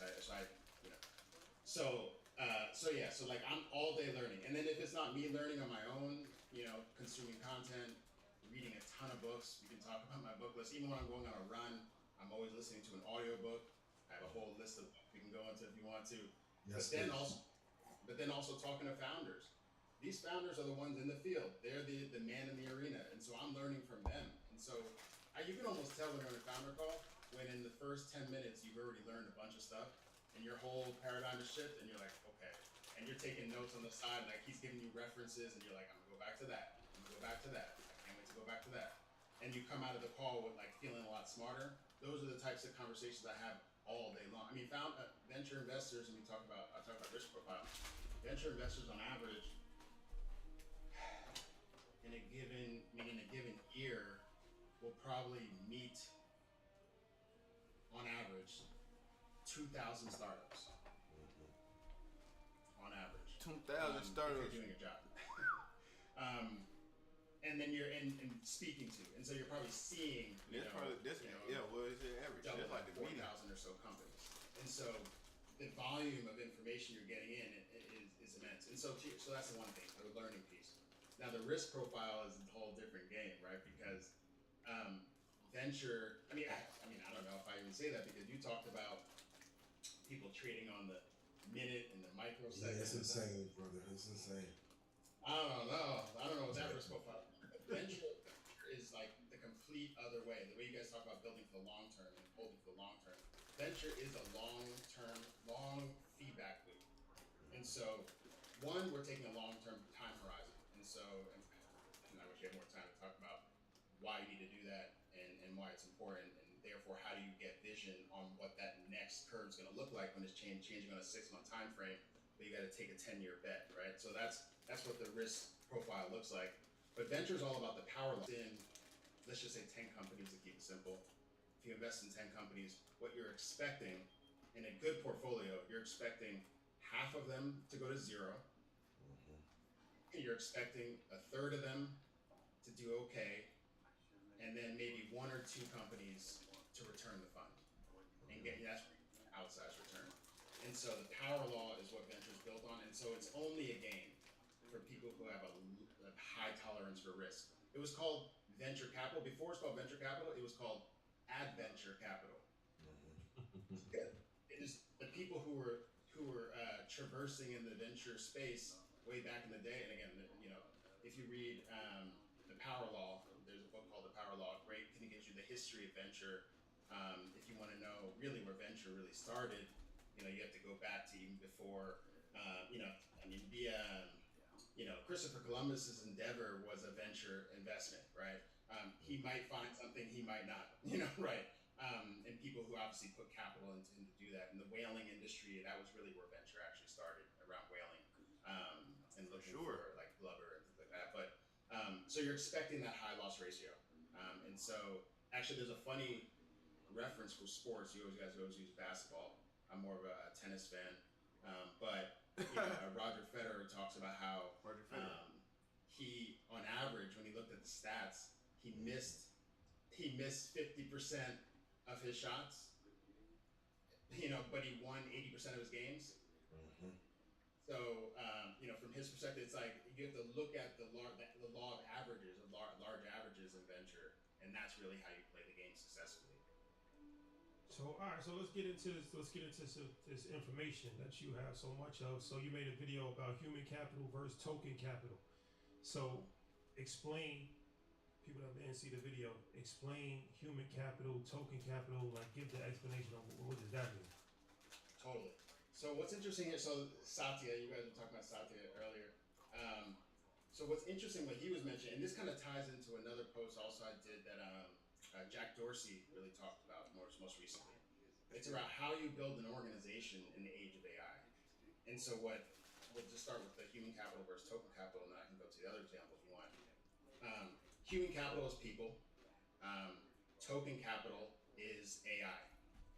And so previously, your IP or the secret of a firm, a lot of times was in the mind of its humans and of its people. And so every day, your IP would walk out the door and go home, and then it would come back. You know, the IP would come in the morning and would come back and start to work. And that's not just like formulas and things like that, but it's also like workflows. It's also like strategies. You know, for example, like a good strategy like Palantir. You talked about Palantir earlier. The reason why Palantir really was great, a lot of reasons, but the reason why it's extremely, you know, has a competitive advantage, or at least it did until people learned what that secret was, is they did what was called forward deployed engineering. Forward deployed. So they would put their team members into their companies that they were working for. And by doing that, it becomes very sticky because now you have a Palantir employee sitting within the company, but then also they can make sure the implementation actually goes right. Right.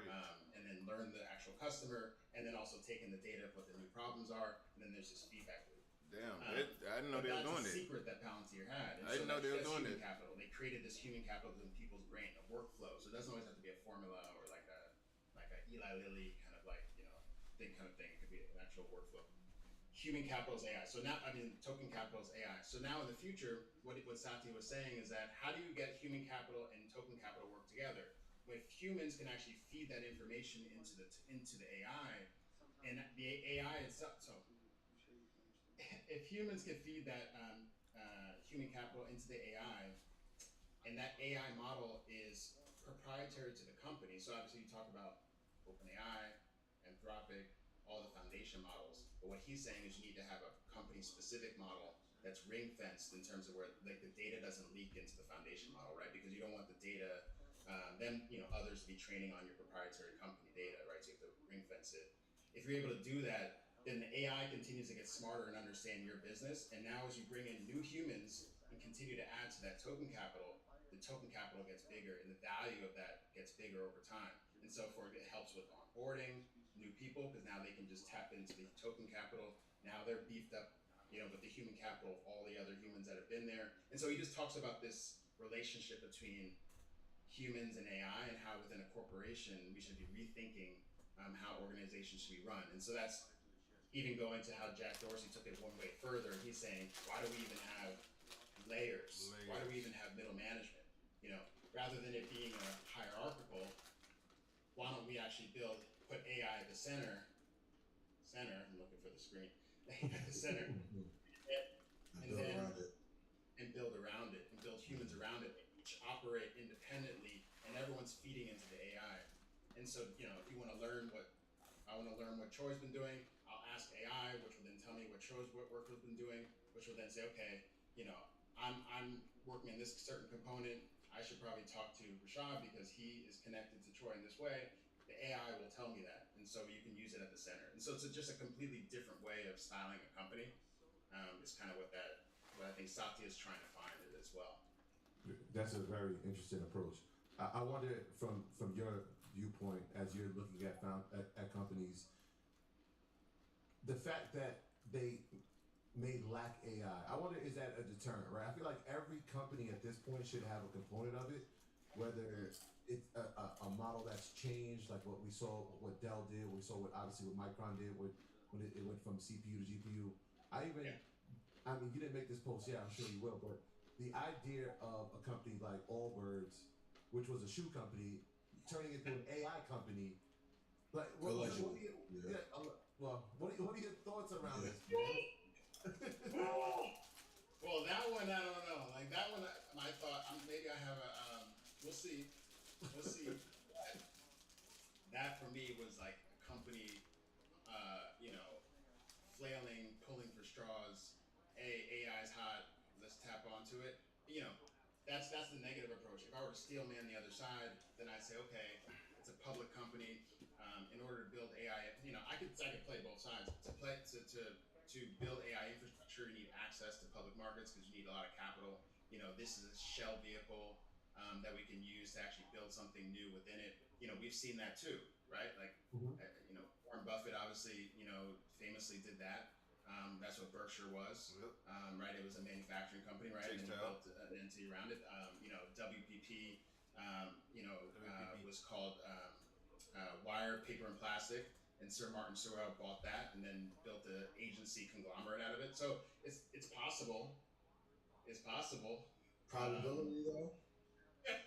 Probabilities. They don't have a Warren or Martin Sorrell at the helm. That's right. It comes back to talent density. Like if they're able to capture talent that way, then maybe.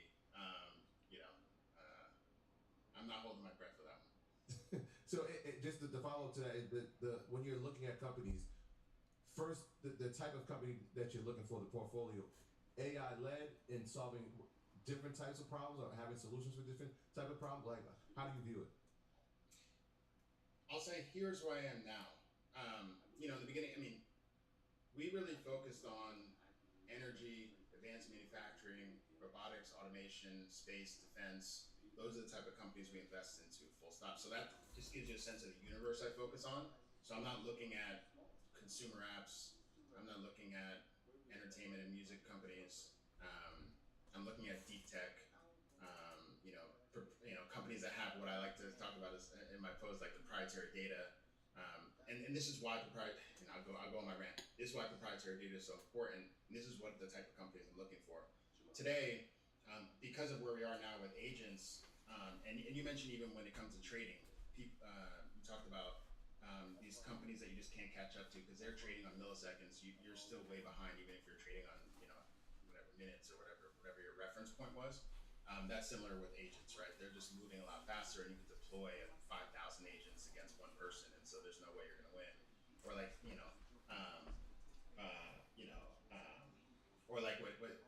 actually, let me get together. I was going to say a reference of like the whole like tower of humans comment that people talk about that say a tower of humans still can't beat one AI model because there's still humans involved because the way agents move are so fast. Once you have a human, they slow down the process, and so you immediately will lose just because of the lag. So, what I'm looking for, companies that build proprietary data.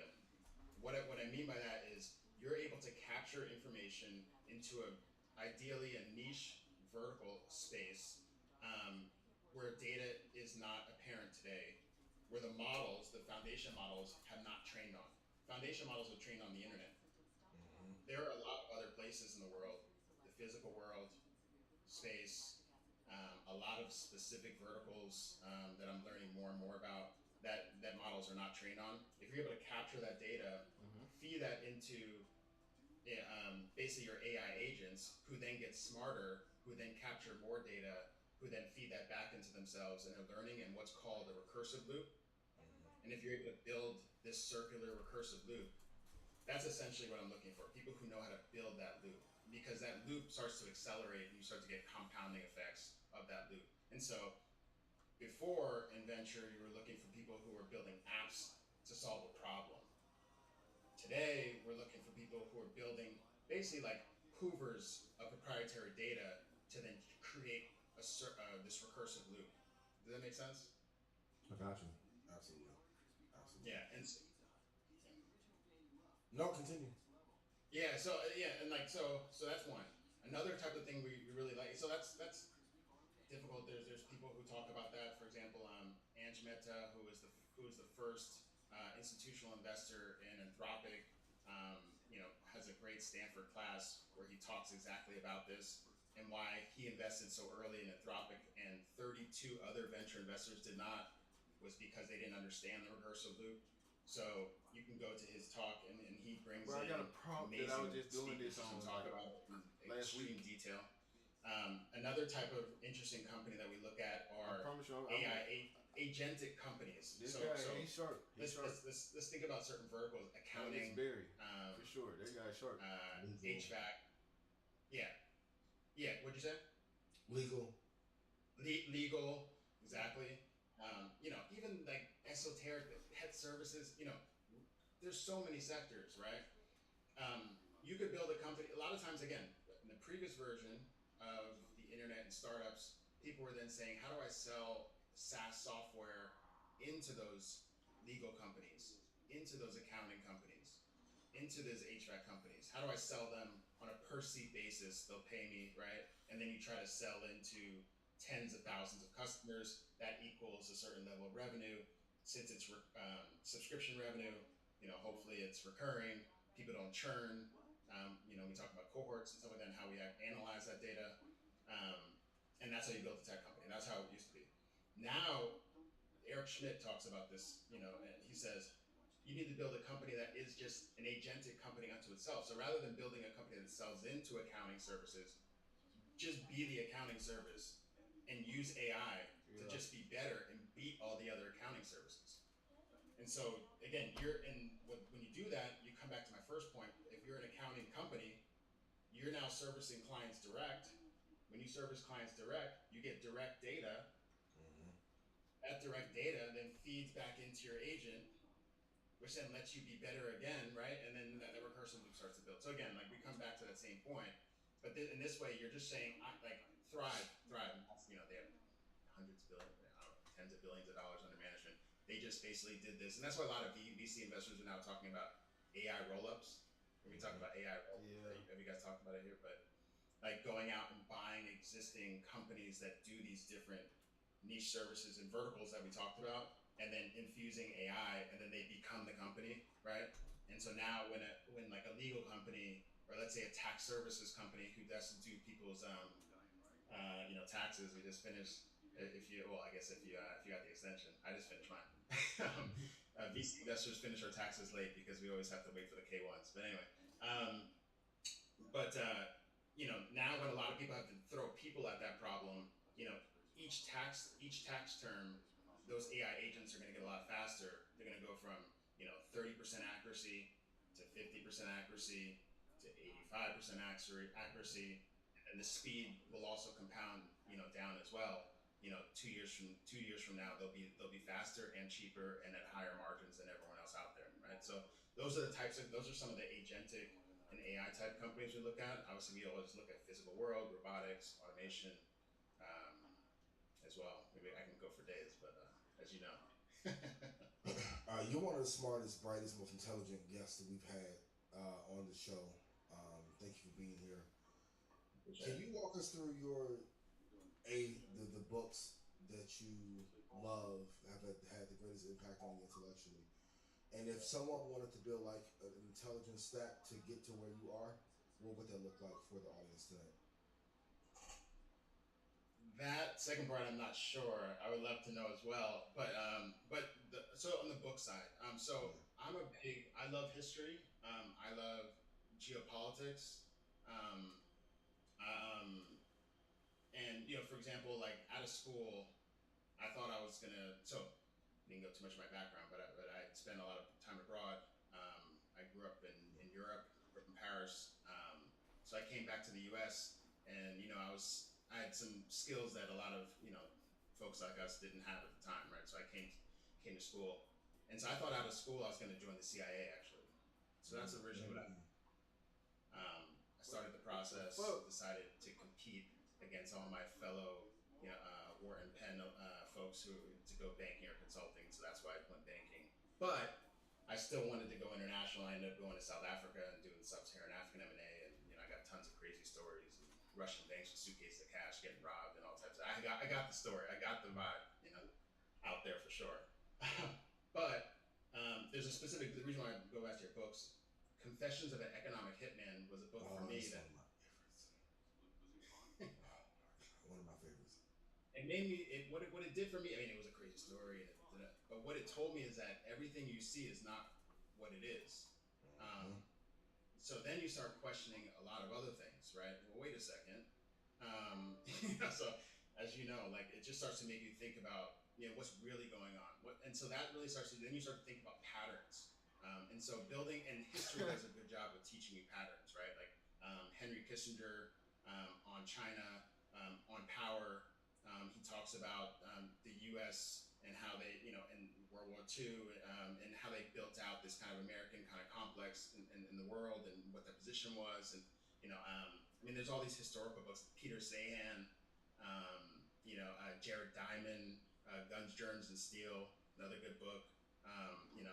Like these are all those type of books for me for the historical reference are really important. And then you get to more kind of recent. I love the Gilded Age, and I love like the time around World War I and II.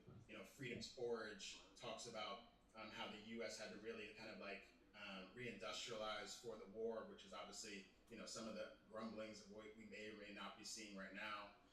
So I think again it gives you historical reference. I'm reading a book right now called The Sovereign Individual, which wow, wow, and it was and that book was wrote I believe in 1994 maybe. It was a while ago, and it was more so getting people ready for the digital age of the .com. But if you take that same book in the context of today around I think it's quite powerful. Um, so and then we talked about the VC specific books. The Power Law, which is a great one. It just gives you kind of an overview of VC, a great historical context of the U.S. from the lens of VC is Americana. I love that book. Okay. Which kind of talks about why the Pilgrims came over. Even what was the deal they were striking when they came over? Obviously, what they were running away from. But what was the deal that they struck to get people to actually go off and go on these boats, venture over here? Who knows what they were going to find? There was an interesting deal that was struck, the way it was financed, and then obviously the building out from there to building out of the West, and the entire kind of U.S. complex from the standpoint of like venture capitalism is really what that book was about, which I love. And then I love a lot of sci-fi because obviously we have to think about the future. I love a lot of sci-fi books. Let's see, one I love, Neuromancer is a book I love, which kind of, and what's interesting there is it talks about these individuals who basically, like one of the main characters has all these shell companies underneath him. He has like hundreds of shell companies underneath him that all operate autonomously and generate revenue for him while he's sleeping, which sounds a lot like agents, right? And so when you read a lot of sci-fi, you get a lot of reference points on like, wow, we're actually not as far as we think from some of these concepts, especially when you talk to founders who are looking and trying to peer off into the future. For me, at least, I find that sci-fi is a nice common ground for us to connect on, to say, okay, where are we today? And they can like walk me through what that future might look like, and I have some reference points to have a deep conversation and really to learn more, back to your first point, from them. So those are some of the books, and there's tons. I mean, I got So I know you're an energy investor. So what are you focused on as far as the future of energy? What are you looking for as far as energy? And then you just talked about geopolitics. So obviously we're in a geopolitical quagmire right now with Iran just finished the Venezuela conflict. So yeah. Yes. What's that book? Oh, that's a good one. Talking about power. Oh, it talks about the history of the oil industry. You guys might be able to help me with this. Is it oil? No, not oil 101. Oh, Prize. Gotcha. The Prize. So what it does and what it shows you is that all this geopolitical stuff that we're talking about, all the issues and perfect example with Iran you just mentioned, comes back to energy, comes back to power. Oil has been how we get energy. Civilizations live and die and grow based on their access to energy and power. It's almost like a perfect correlation. The more energy you have, the more abundant, the more the GDP grows. There's some really interesting kind of like correlations there. And so yes, power and energy, especially in the geopolitical situation. Iran, perfect example. It's a good example of that. We can go off into tangents. I'll try to keep.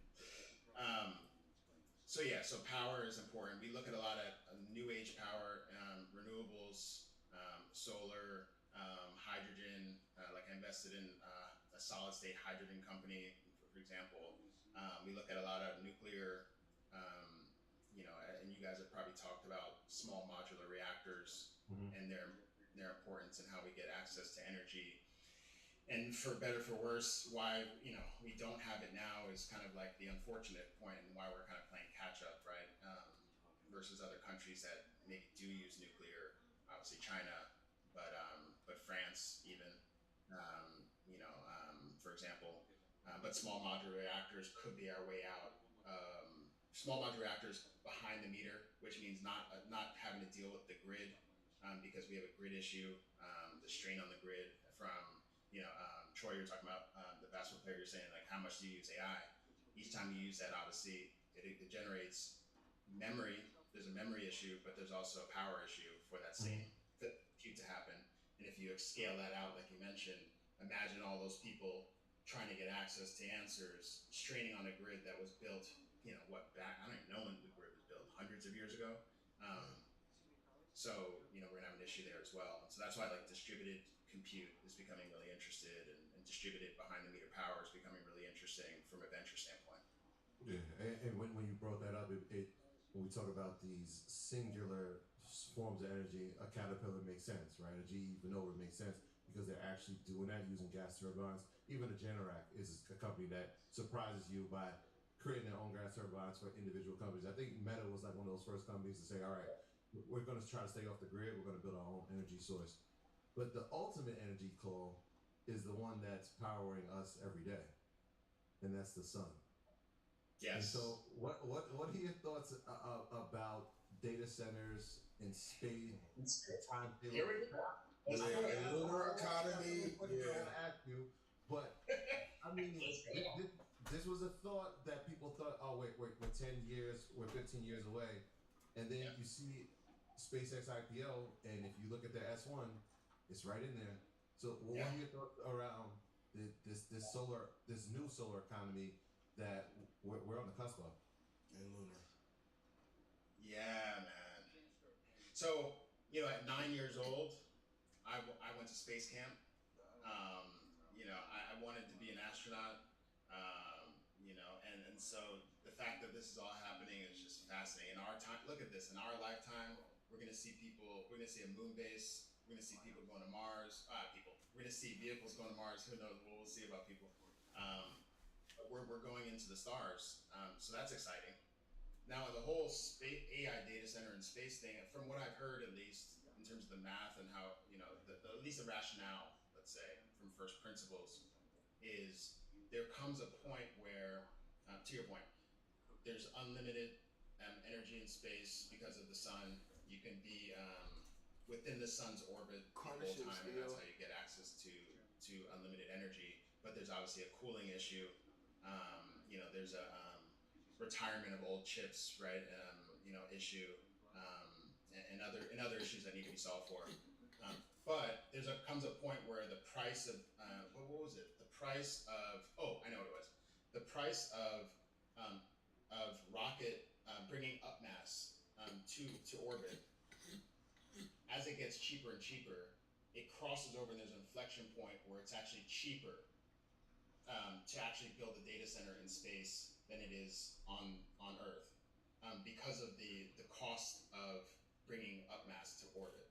Right now, it's extremely expensive, but as Starship comes out and they start getting that going, just like they got the Falcon 9 going, it will come a point where it's so cheap to actually get mass to orbit, then it's actually cheaper. Because then obviously you talked about the solar being pretty much zero. So that's like, now getting it there is zero, versus on Earth, you have permitting, which costs, right? And land value and all the other things. And then you have to access power, which costs. There it's free on both of those axes. There comes a point where the cooling and all the other things that still need to get figured out and become more expensive, as a percentage of the total, become cheap enough where that inflection point happens. And so I think people are playing toward that inflection point that's coming. There's still like technical things that need to be fixed, but like, look, are you betting against Elon not figuring that shit out? In terms of timeline though, how long do you think before we actually get scalable build out in the lunar economy? What's scalable? How do you define that? I know SpaceX, of course, is a lead. Rocket Lab has aspirations. Maybe say if we have 10 to 25, 30% of data centers being in orbit. Ooh. Man, you guys are great at making these calls, right? What are we in? 2028? 30%? Well, let's say 10. 2040? Okay. 2040? Max. Max. Yeah. And now the number of companies that we've seen that are doing that, which is so funny, has gone exponential. I mean, we invested in companies that are, and there's so many other areas of the space economy that I think are really interesting. Not only just bringing compute off, but also just bringing all types of manufacturing off Earth as well.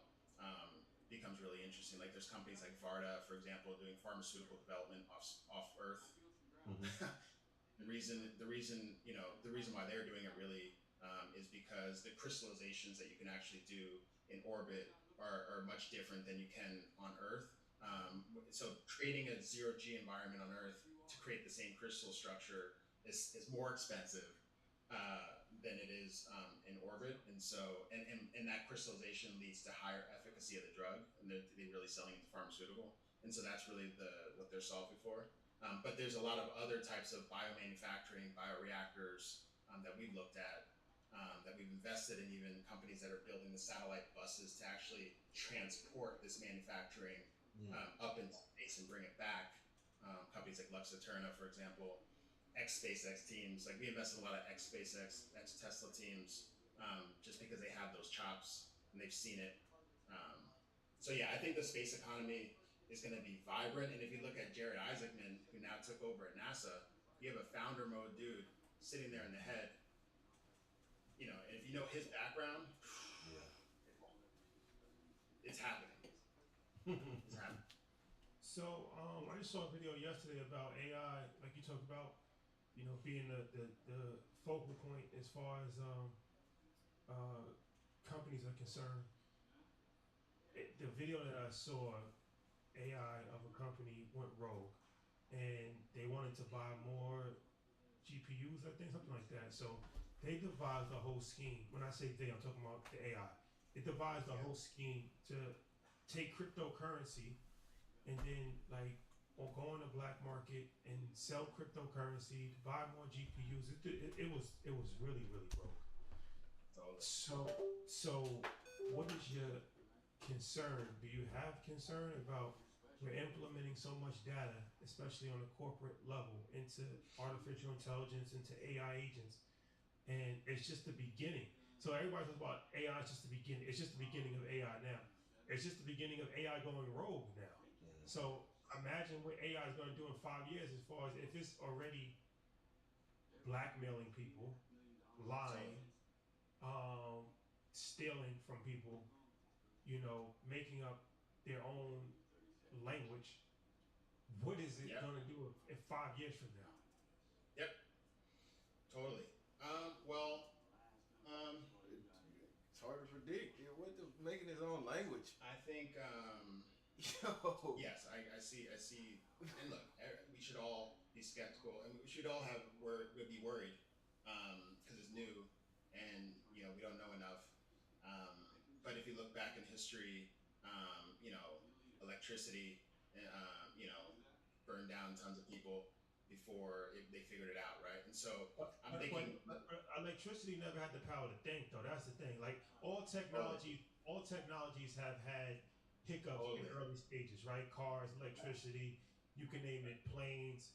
But the difference is that those technologies did not have the ability to actually think, reason, ration. Like this is a new thing that's never actually been done before. Totally. Yeah, I mean, like there are a lot of companies though working on the opposite side of that equation. So a lot of times the reason you mentioned the different languages, right? Like that we don't understand, right? We don't understand what language, and that is a real case. Your point, that is a case where AI did learn its own language and communicated, and you know we're scheming, we're staying scheming behind our backs, and we didn't know what was going on. But there's companies on the other side and startups that are starting to figure out ways to break the black box and like almost like peer into the brain of the AI to understand what decisions it's making, why, how, and so they can start to find these kill switches. And so there are companies that think, okay, like to your point, we should race toward the exponential, right? These companies are using AI to do this. Yeah. Because it's moving too fast. It's moving too fast. It's almost like to your trading example, like they're trading on these milliseconds. We don't know what's going on. They might just trade our whole book, lose all our money. But then there's companies now, and maybe the AI does it on the other side. You tell me if I'm wrong, but like that they can actually track the trades on the other side just as fast. Yeah. And so you need this. It's like you need that counterbalance that has to also be able. And we're basically screwed because we're basically creating a world of good AI warriors versus bad AI warriors, and then there's going to be an AI fight. Totally. Because we're combating the bad AI potentially with good AI, but it's still AI. Yes. So we're screwed. No, we're not screwed. It's just it's an immense opportunity. It's an immense opportunity, but this is we need good forces. We need just as strong. The good forces have to be just as strong as the bad for this very reason. And that's why, and that's some of the reason why everyone's like, now we have a race against China because like if they don't, then we lose and da. There's some truth to that. Which like paradigm would you like to live in if you had an option? If they do go ahead, their AI will be stronger. We will not be able to combat. Are we the good? Are they the bad? That's the discussion. But you do like that's where we are now, and so like you kind of have to take that as given.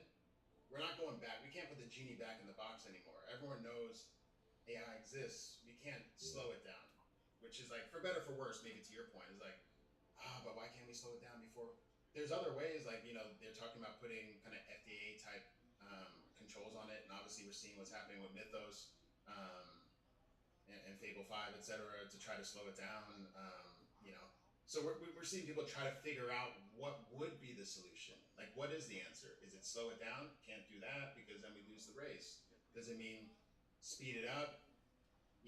But how do we do that in a responsible way? To your point, you have to trust the people who are building it, which we've I'm sure you guys have talked ad nauseum about how you can trust the ethics and morals of the people who are actually building and have the actual controls over building these models, and their biases and and their values, and do that align with the overall humanity? Like those things matter at that point, right? Because like they're the ones building that output that we unfortunately can't slow down at this point. When you look at the landscape, do you view one company as the most important in terms of others?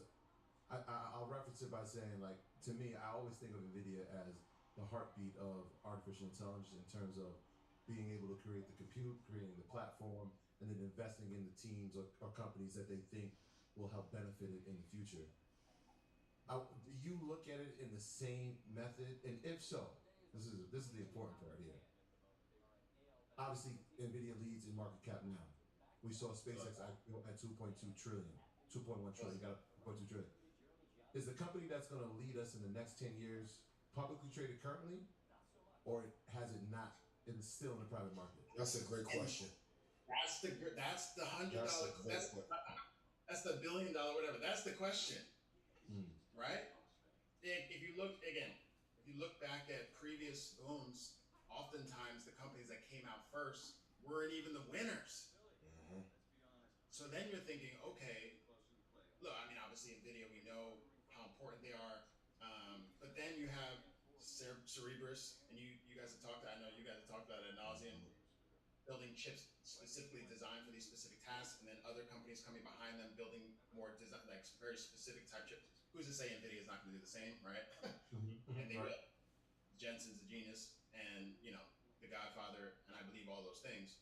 But just because they're ahead right now, and he knows it, just because he's ahead right now, we're talking. What's their market cap now? NVIDIA. I'm sure you guys know, like literally 4.7, something like that. 4.8. But we're talking about 10, 15, 20 trillion dollar companies in the next 10 years. So yes, that's a lot for us now, but if you can learn to think in exponential, 20 trillion in the next 10. It opens up the aperture that company, to your point, may not exist yet. Like ChatGPT, OpenAI. Well, okay, 2036. I ain't gonna say because this shit but like no one saw it until ChatGPT. Damn, this gonna be fucking remarkable, bro. What's the answer? What the fuck? No way Google loses. No way. Now what? Now Sergey had to roll his sleeves back up. Yeah, come out. lace up the Nike. He had to get out there, which they did, and luckily they did, or else they would be gone. Imagine Google gone. Imagine. With all that deep mind. I know. Yeah, yeah, exactly. Demis, I mean, those documentaries you should watch, the Demis documentaries, incredible. Um, so yeah, I don't know if those companies, Nvidia, I think very important now for all the reasons. But Jensen will also he'll say to some extent he not lucked into it, but like he was definitely right place with the GPUs. He was focused on gaming, right? Yeah. So there will be other companies like that in the future who happen to get lucky, be right place to act, and then right place, and then be able to capitalize on it. Next point, right? Which is what makes them great. Those companies may not all be there, and I don't think you said it's very early days. I don't think it's not all written yet. And that's why we invest in early private markets, right? Because those companies still have not been built yet, and they're still being built today in garages all around the country and around the world that we're still finding. And so that's what makes investing in the future and innovation so great. The exponential technology gets better. Things that weren't possible 3 years ago become possible. Look, the crazy thing I just saw recently, Mid-Journey. I think I did a post on this. Yeah, Mid-Journey. They were an AI image generation company, text to image, creating basically like NFT looking kind of like art, right? Now they're doing medical MRI machines, imagery, human bodies. All the MRI medical. That's right. Mid-Journey Medical. All the MRI machines thought they had monopolies on this.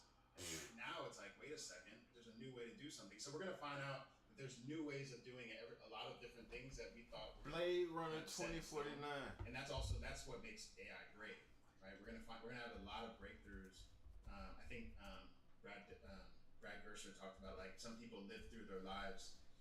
If you look at all the humans that have been on Earth, it's been like hundreds of billions of people have lived on Earth since the beginning of humans, or something like that. Only a very small percentage of them had a chance to see innovations. We are so lucky. We're going to see many. Yeah. Many.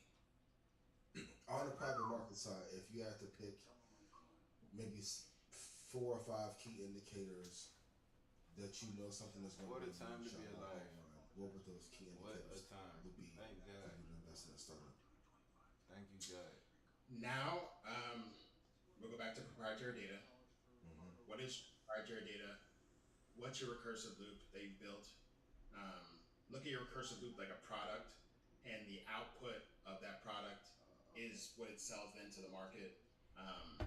What's the fly trap? How that works? How do you get paid to collect that proprietary data? So how do you collect it in a cost efficient way, and then create that recursive loops? I like when companies or founders can really talk about how they build that. So that's one. Second, talent density. Can you bring good people on your team? Because go back, AI. Rashad's like, AI's take over. But like at the end of the day, great humans and engineers. I mean, we're seeing now all the poaching that's going on. What's a name from DeepMind goes over to OpenAI. Oh shit, Karpathy, leaves OpenAI. Now he's at Anthropic. Like what the hell? Talent, human capital, talent density, your ability to attract good talent. And I don't know how you measure. That'd be an interesting way to think about how you measure the attraction of great talent to your company. That's extremely important now, because small teams of 20 to 30 people can build and go against companies that are hundreds of people. You have like 300, the Spartan 300. Yeah. Each one of them, Navy SEALs. All these small number of people going after a big number of people. That's even more true with AI because you're leveraged with AI. And so talent density. I say another one is your ability to tell a story and your distribution of that story. So telling your vision out to the world becomes more important, not only because you obviously need, in order to get the talent, in order to do all these things, in order to get customers, telling that, but then also the distribution. So like, for example, it's like a tree in a forest. If we can't hear it, if no one's there to hear it, it doesn't make a sound. If you have a great product, but you don't have a distribution channel that's cost efficient, that's differentiated to get out into the world, you don't have a product. Like no one cares. Like because everyone can to build a software product now. So now what's the moat? The moat isn't like this app. I was really good. I spent all this time to build this thing. It's how can you get this thing into the world and generating revenue, or getting proprietary data, or getting feedback from the market so that you can learn and iterate faster than your competitor. Yep. So that distribution angle is something that's like the secret. Again, and again, like their secret. For example, going back to the old day of technology, PayPal, I think their distribution that allowed them to be successful early on was that they were they hooked into the eBay marketplace, and by doing that, they're able to like power the eBay market. So they knew eBay already had the customers; they had none, and we can tap into the distribution of the eBay marketplace. We can get access to volume and for ourselves, and that's we're able to like they got hundreds of thousands of users in months, right? And Elon even talks about this, and all those folks talk about that, and that's why eBay then went on to, I think they bought them, right? eBay bought them, and so that's why that all happened. So just building distribution is the other thing. So talent density, proprietary data, distribution, those are probably some of the biggest ones. Okay. I want to thank you for your time. Before we leave, tell people to follow you, site. I know you got Discord, like the whole thing. Man, at AtlasBerry008 on socials. That's the best way to get me. And then I have a community Frontier Network where we go deeper into a lot of these things. I have some really interesting things coming. Very, very exciting things coming that I can't wait to announce in the fall. Let's just say we're going long form. We're going long form. Long form. Okay. Proud of you. Long form. So that's going to be, and the format's going to be very unique. You guys involved in that too. So that's where you can find me in. I'm at AtlasBerry008. Hit me up. Follow along. As my friends like to say who follow my content, link in bio. Yeah, man. Link in bio. So much more. I wanted to talk about software. I wanted to talk about RTX Spark, but we got to do it again. I know. So we'll save it. We'll save it. Yeah, we'll save it. Yeah. That's I mean, that changes everything. The RTX Spark. We got to do it again. We'll save it. I know. We'll do it again. All right, man. I appreciate you guys. I appreciate you, brother. Appreciate you. Definitely a pleasure. Yo, he's one of them, man. Incredible. One of the ones. He's one of them. He is one of them. All right, we went a little over time, but appreciate everybody tapping in. Great conversation. I think we covered a lot. Do remember Revolt. Revolt is sponsoring 50% off for 100 InvestFest tickets and 10 small business that want to have vendor booths. So 10 vendor booths for small business owners and 100 tickets, VIP or general admission, first come, first serve.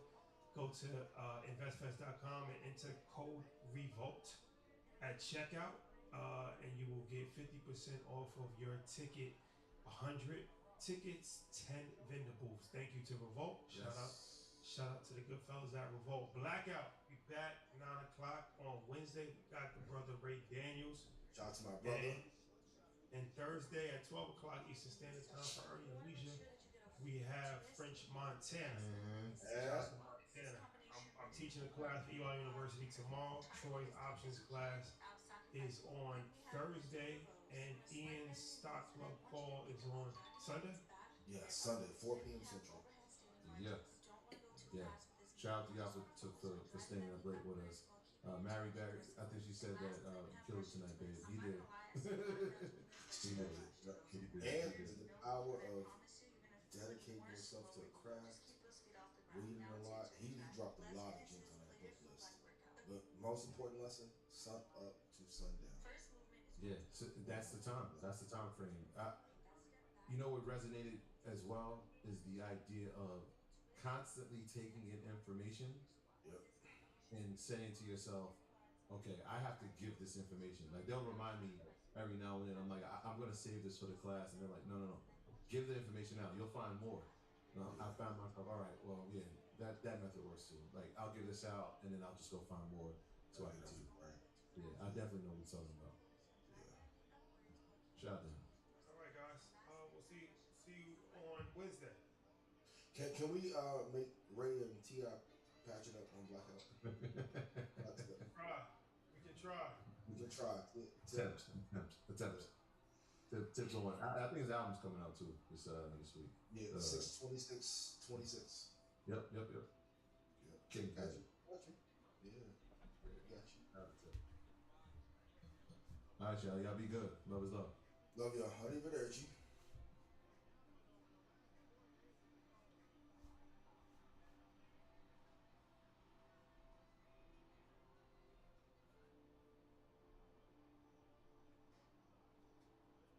Man, this girl here is some crazy sexy.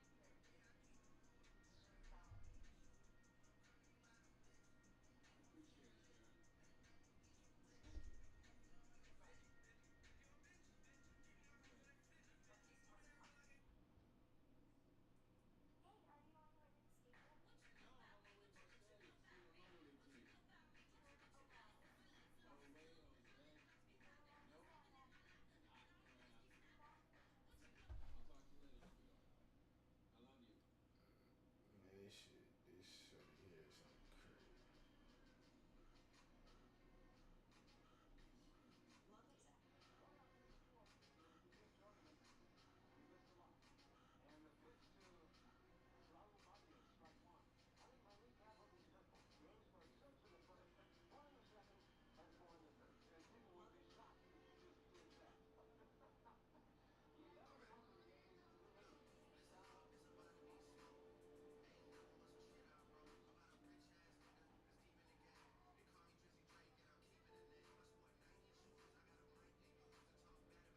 Man, this shorty here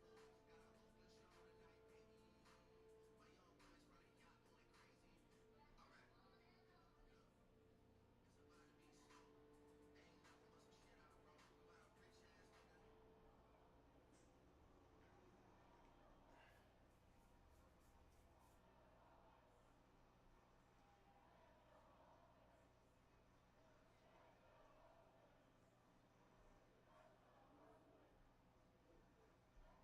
Hold on. I'm trying to see something. Demonstrated by this super fan is.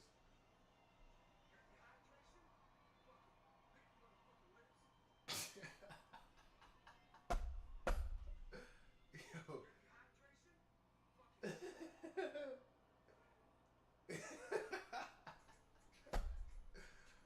But said you need hydration, lick your motherfucking lips.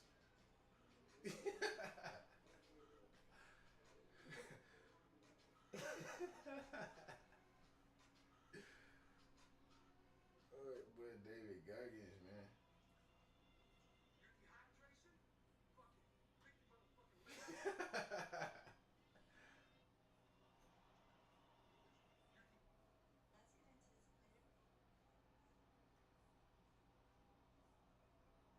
Alright, let me join the Discord thing, whatever bro had. Let me see. Frontier.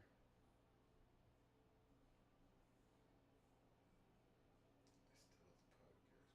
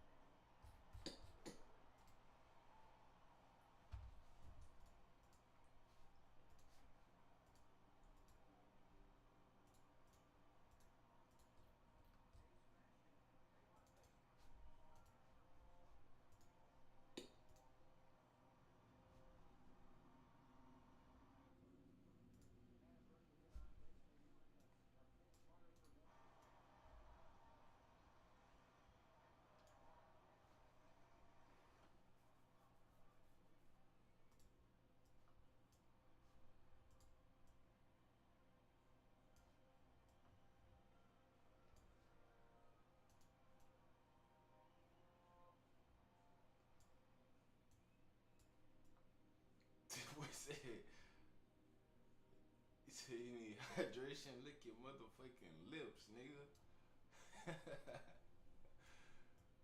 Man, that nigga David Goggins.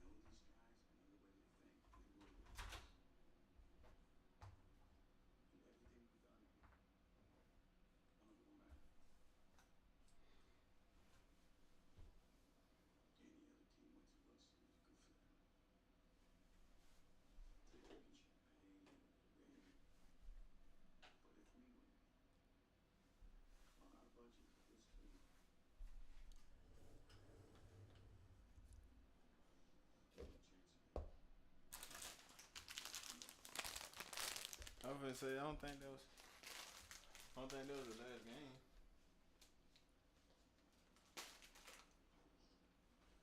Yeah, cause I don't remember. I was gonna say I don't remember them winning the last game. Moneyball.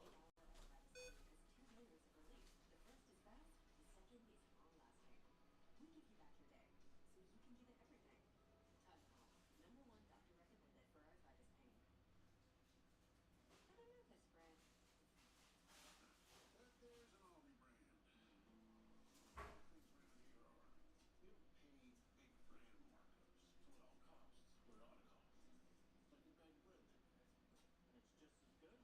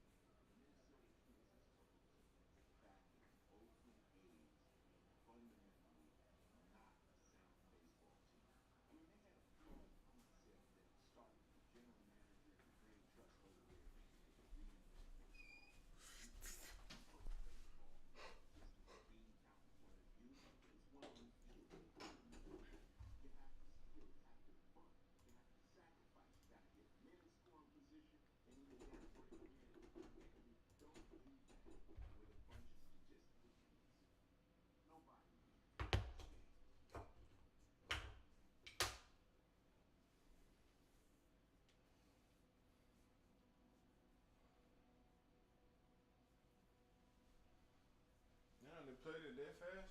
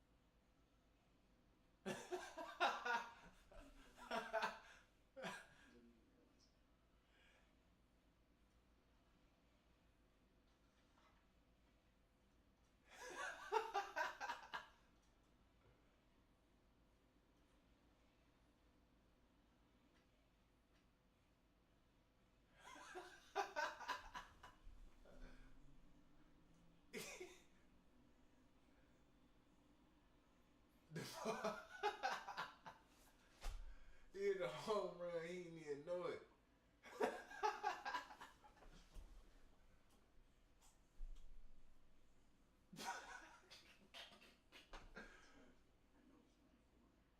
Boy, that nigga, he missed the plate and was swimming back to the plate.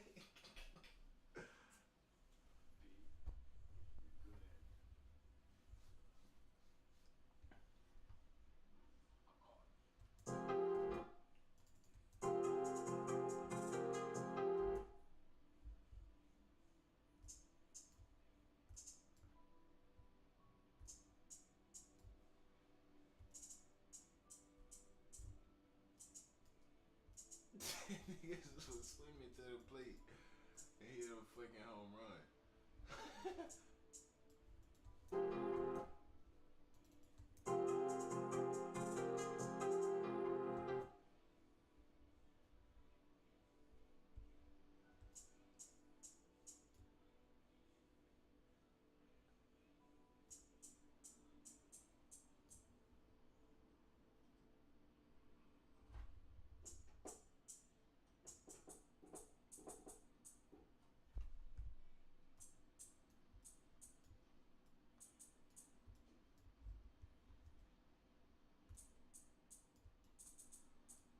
Hey Dad, this is the song I told you I'd record. Please don't show it to anyone else. Let me know if you could change your mind and stay in California. If not, you're a really good dad, babe.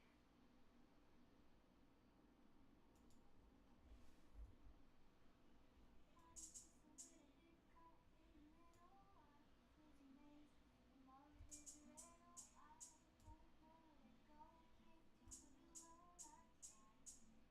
in the moment. I'm so scared, but I don't show it.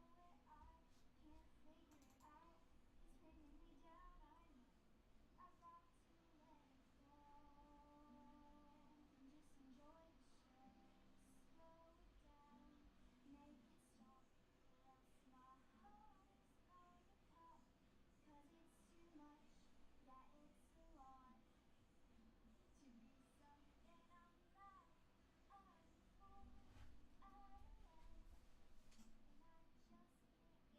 out of love, and I just can't get enough. I'm just a little bit caught in the middle. Life is a maze and love is a riddle. I don't know where to go, can't do it alone. I try, and I don't know why. I'm just a little girl lost in the moment. I'm so scared, but I don't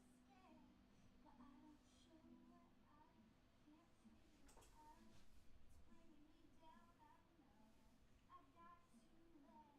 I know I've got to let it go and just enjoy the show. Dum dee dum, da dum dee dum. Just enjoy the show. You're such a loser, Dad. You're such a loser, Dad. You're such a loser, Dad. Just enjoy the show. You're such a loser, Dad. You're such a loser, Dad. You're such a loser. What the fuck? Enjoy the show.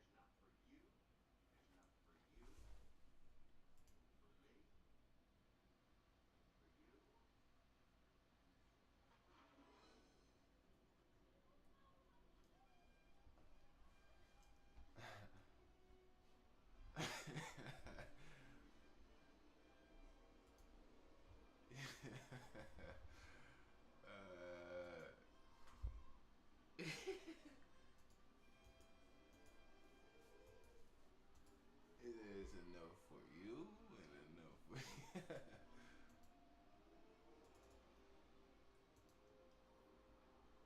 Which one is this?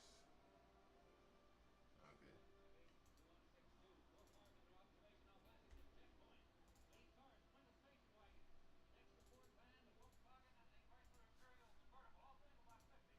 Yep, they're on their way.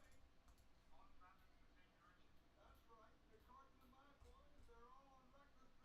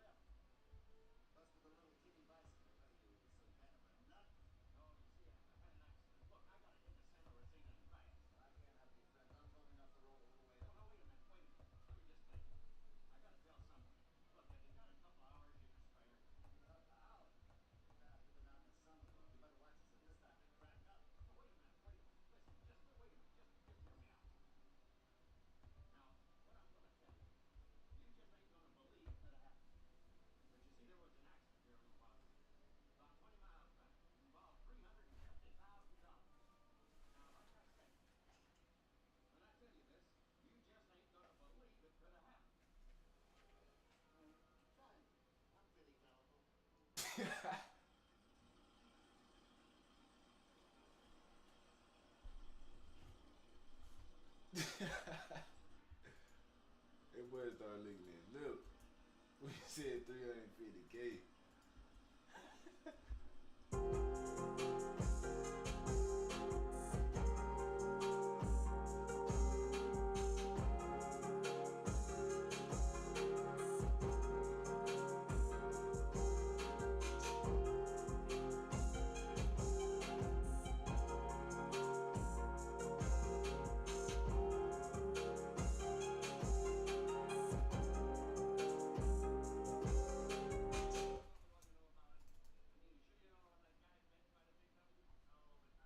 And a big W.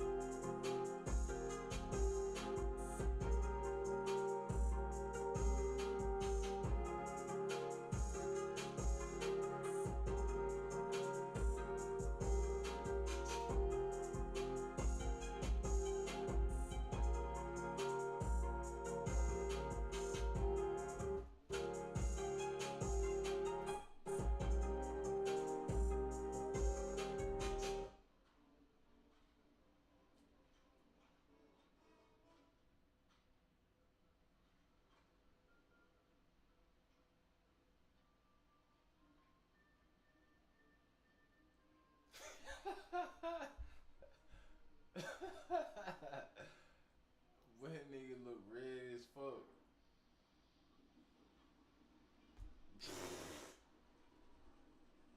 Man, crazy.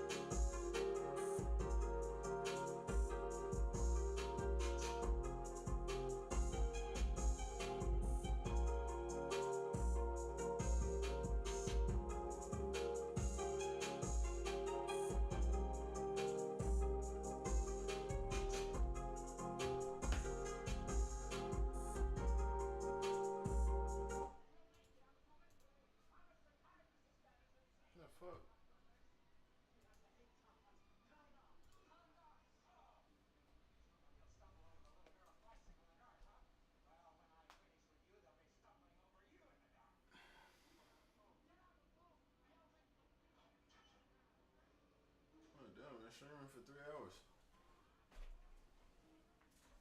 That's obviously because I was watching fucking Market Mondays, but I gotta arise early, so fuck. See, the original timer I had, there's only an hour left. I'm gonna have to sleep longer than an hour. I ain't gonna lie to you. I mean, I'm gonna have to restart those about. I ain't gonna be able to get a 4 hours in, bro. I'm gonna have to get like 3 hours, 2.5 hours, man.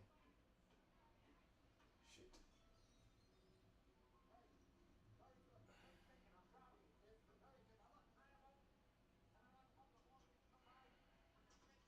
Very good. I'm proud of you.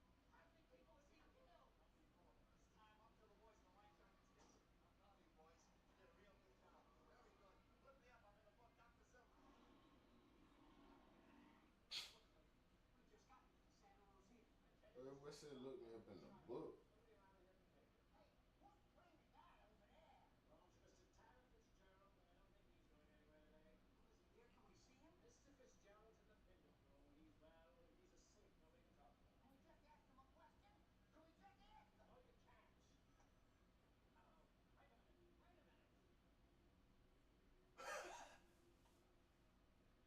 him? Mr. Fitzgerald's in the billiard room.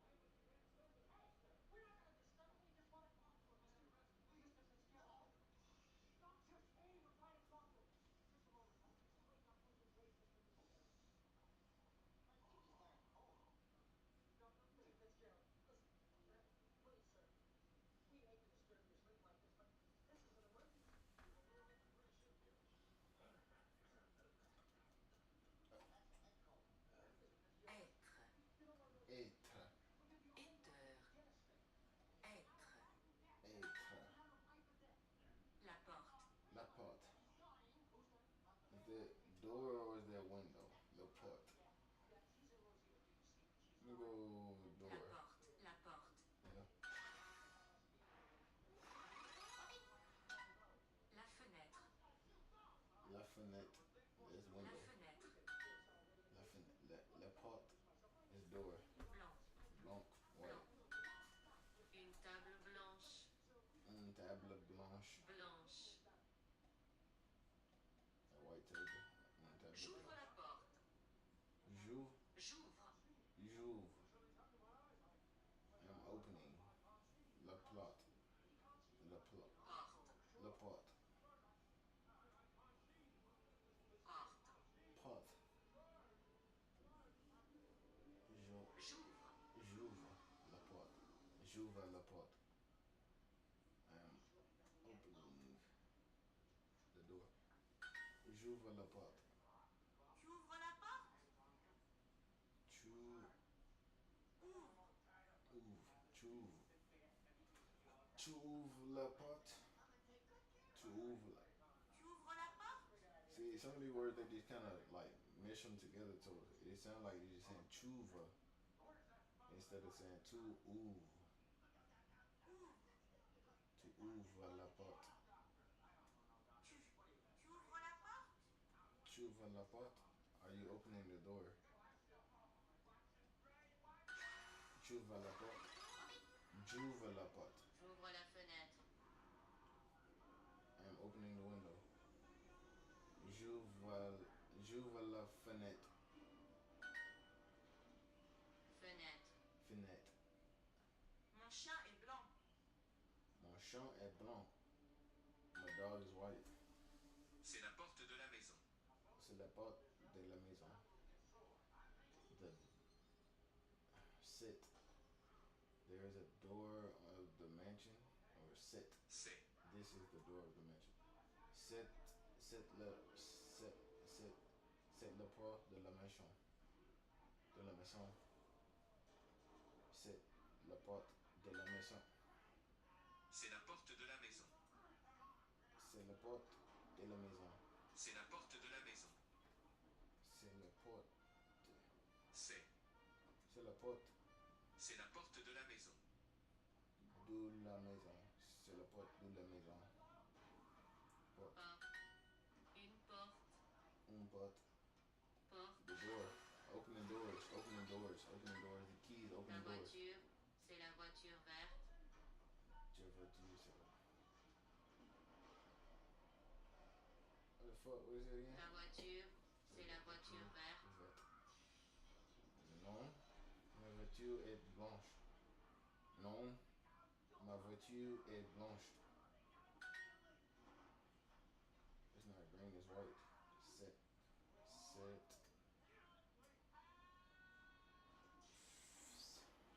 Tu ouvres la porte, s'il vous plaît. C'est ferme. Fermé. C'est fermé. C'est fermé.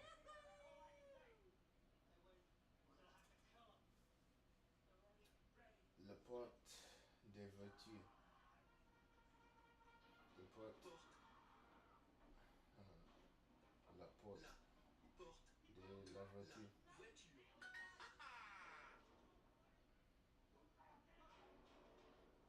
C'est la porte de la maison.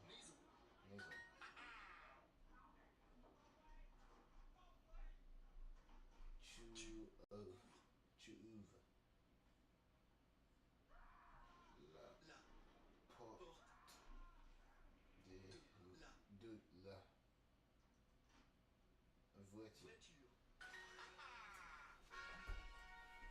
No mistakes on that lesson.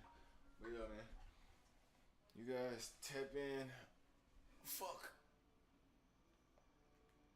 Tomorrow.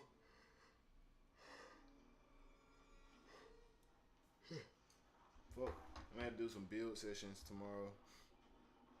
And mix it. And then we'll start up another production where I get the cadence like back in rhythm. A more rapid cadence. More volume for sure. Working on that. I really want to get this system set up, this agent system set up so I can. Hey, that was a fly little move. She.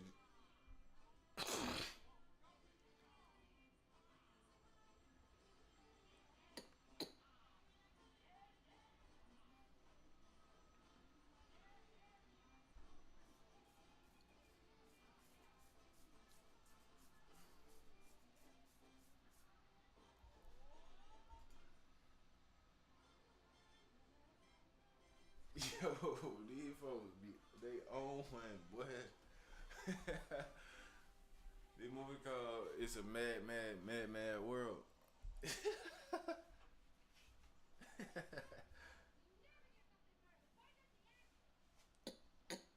But yeah, man, y'all tap in. You submit your applications you want to join the Fly Air Crew. You know, you think you qualify. And if you're interested in, or if you're inspired to achieve or overachieve, if you're inspired to realize or overachieve your full potential.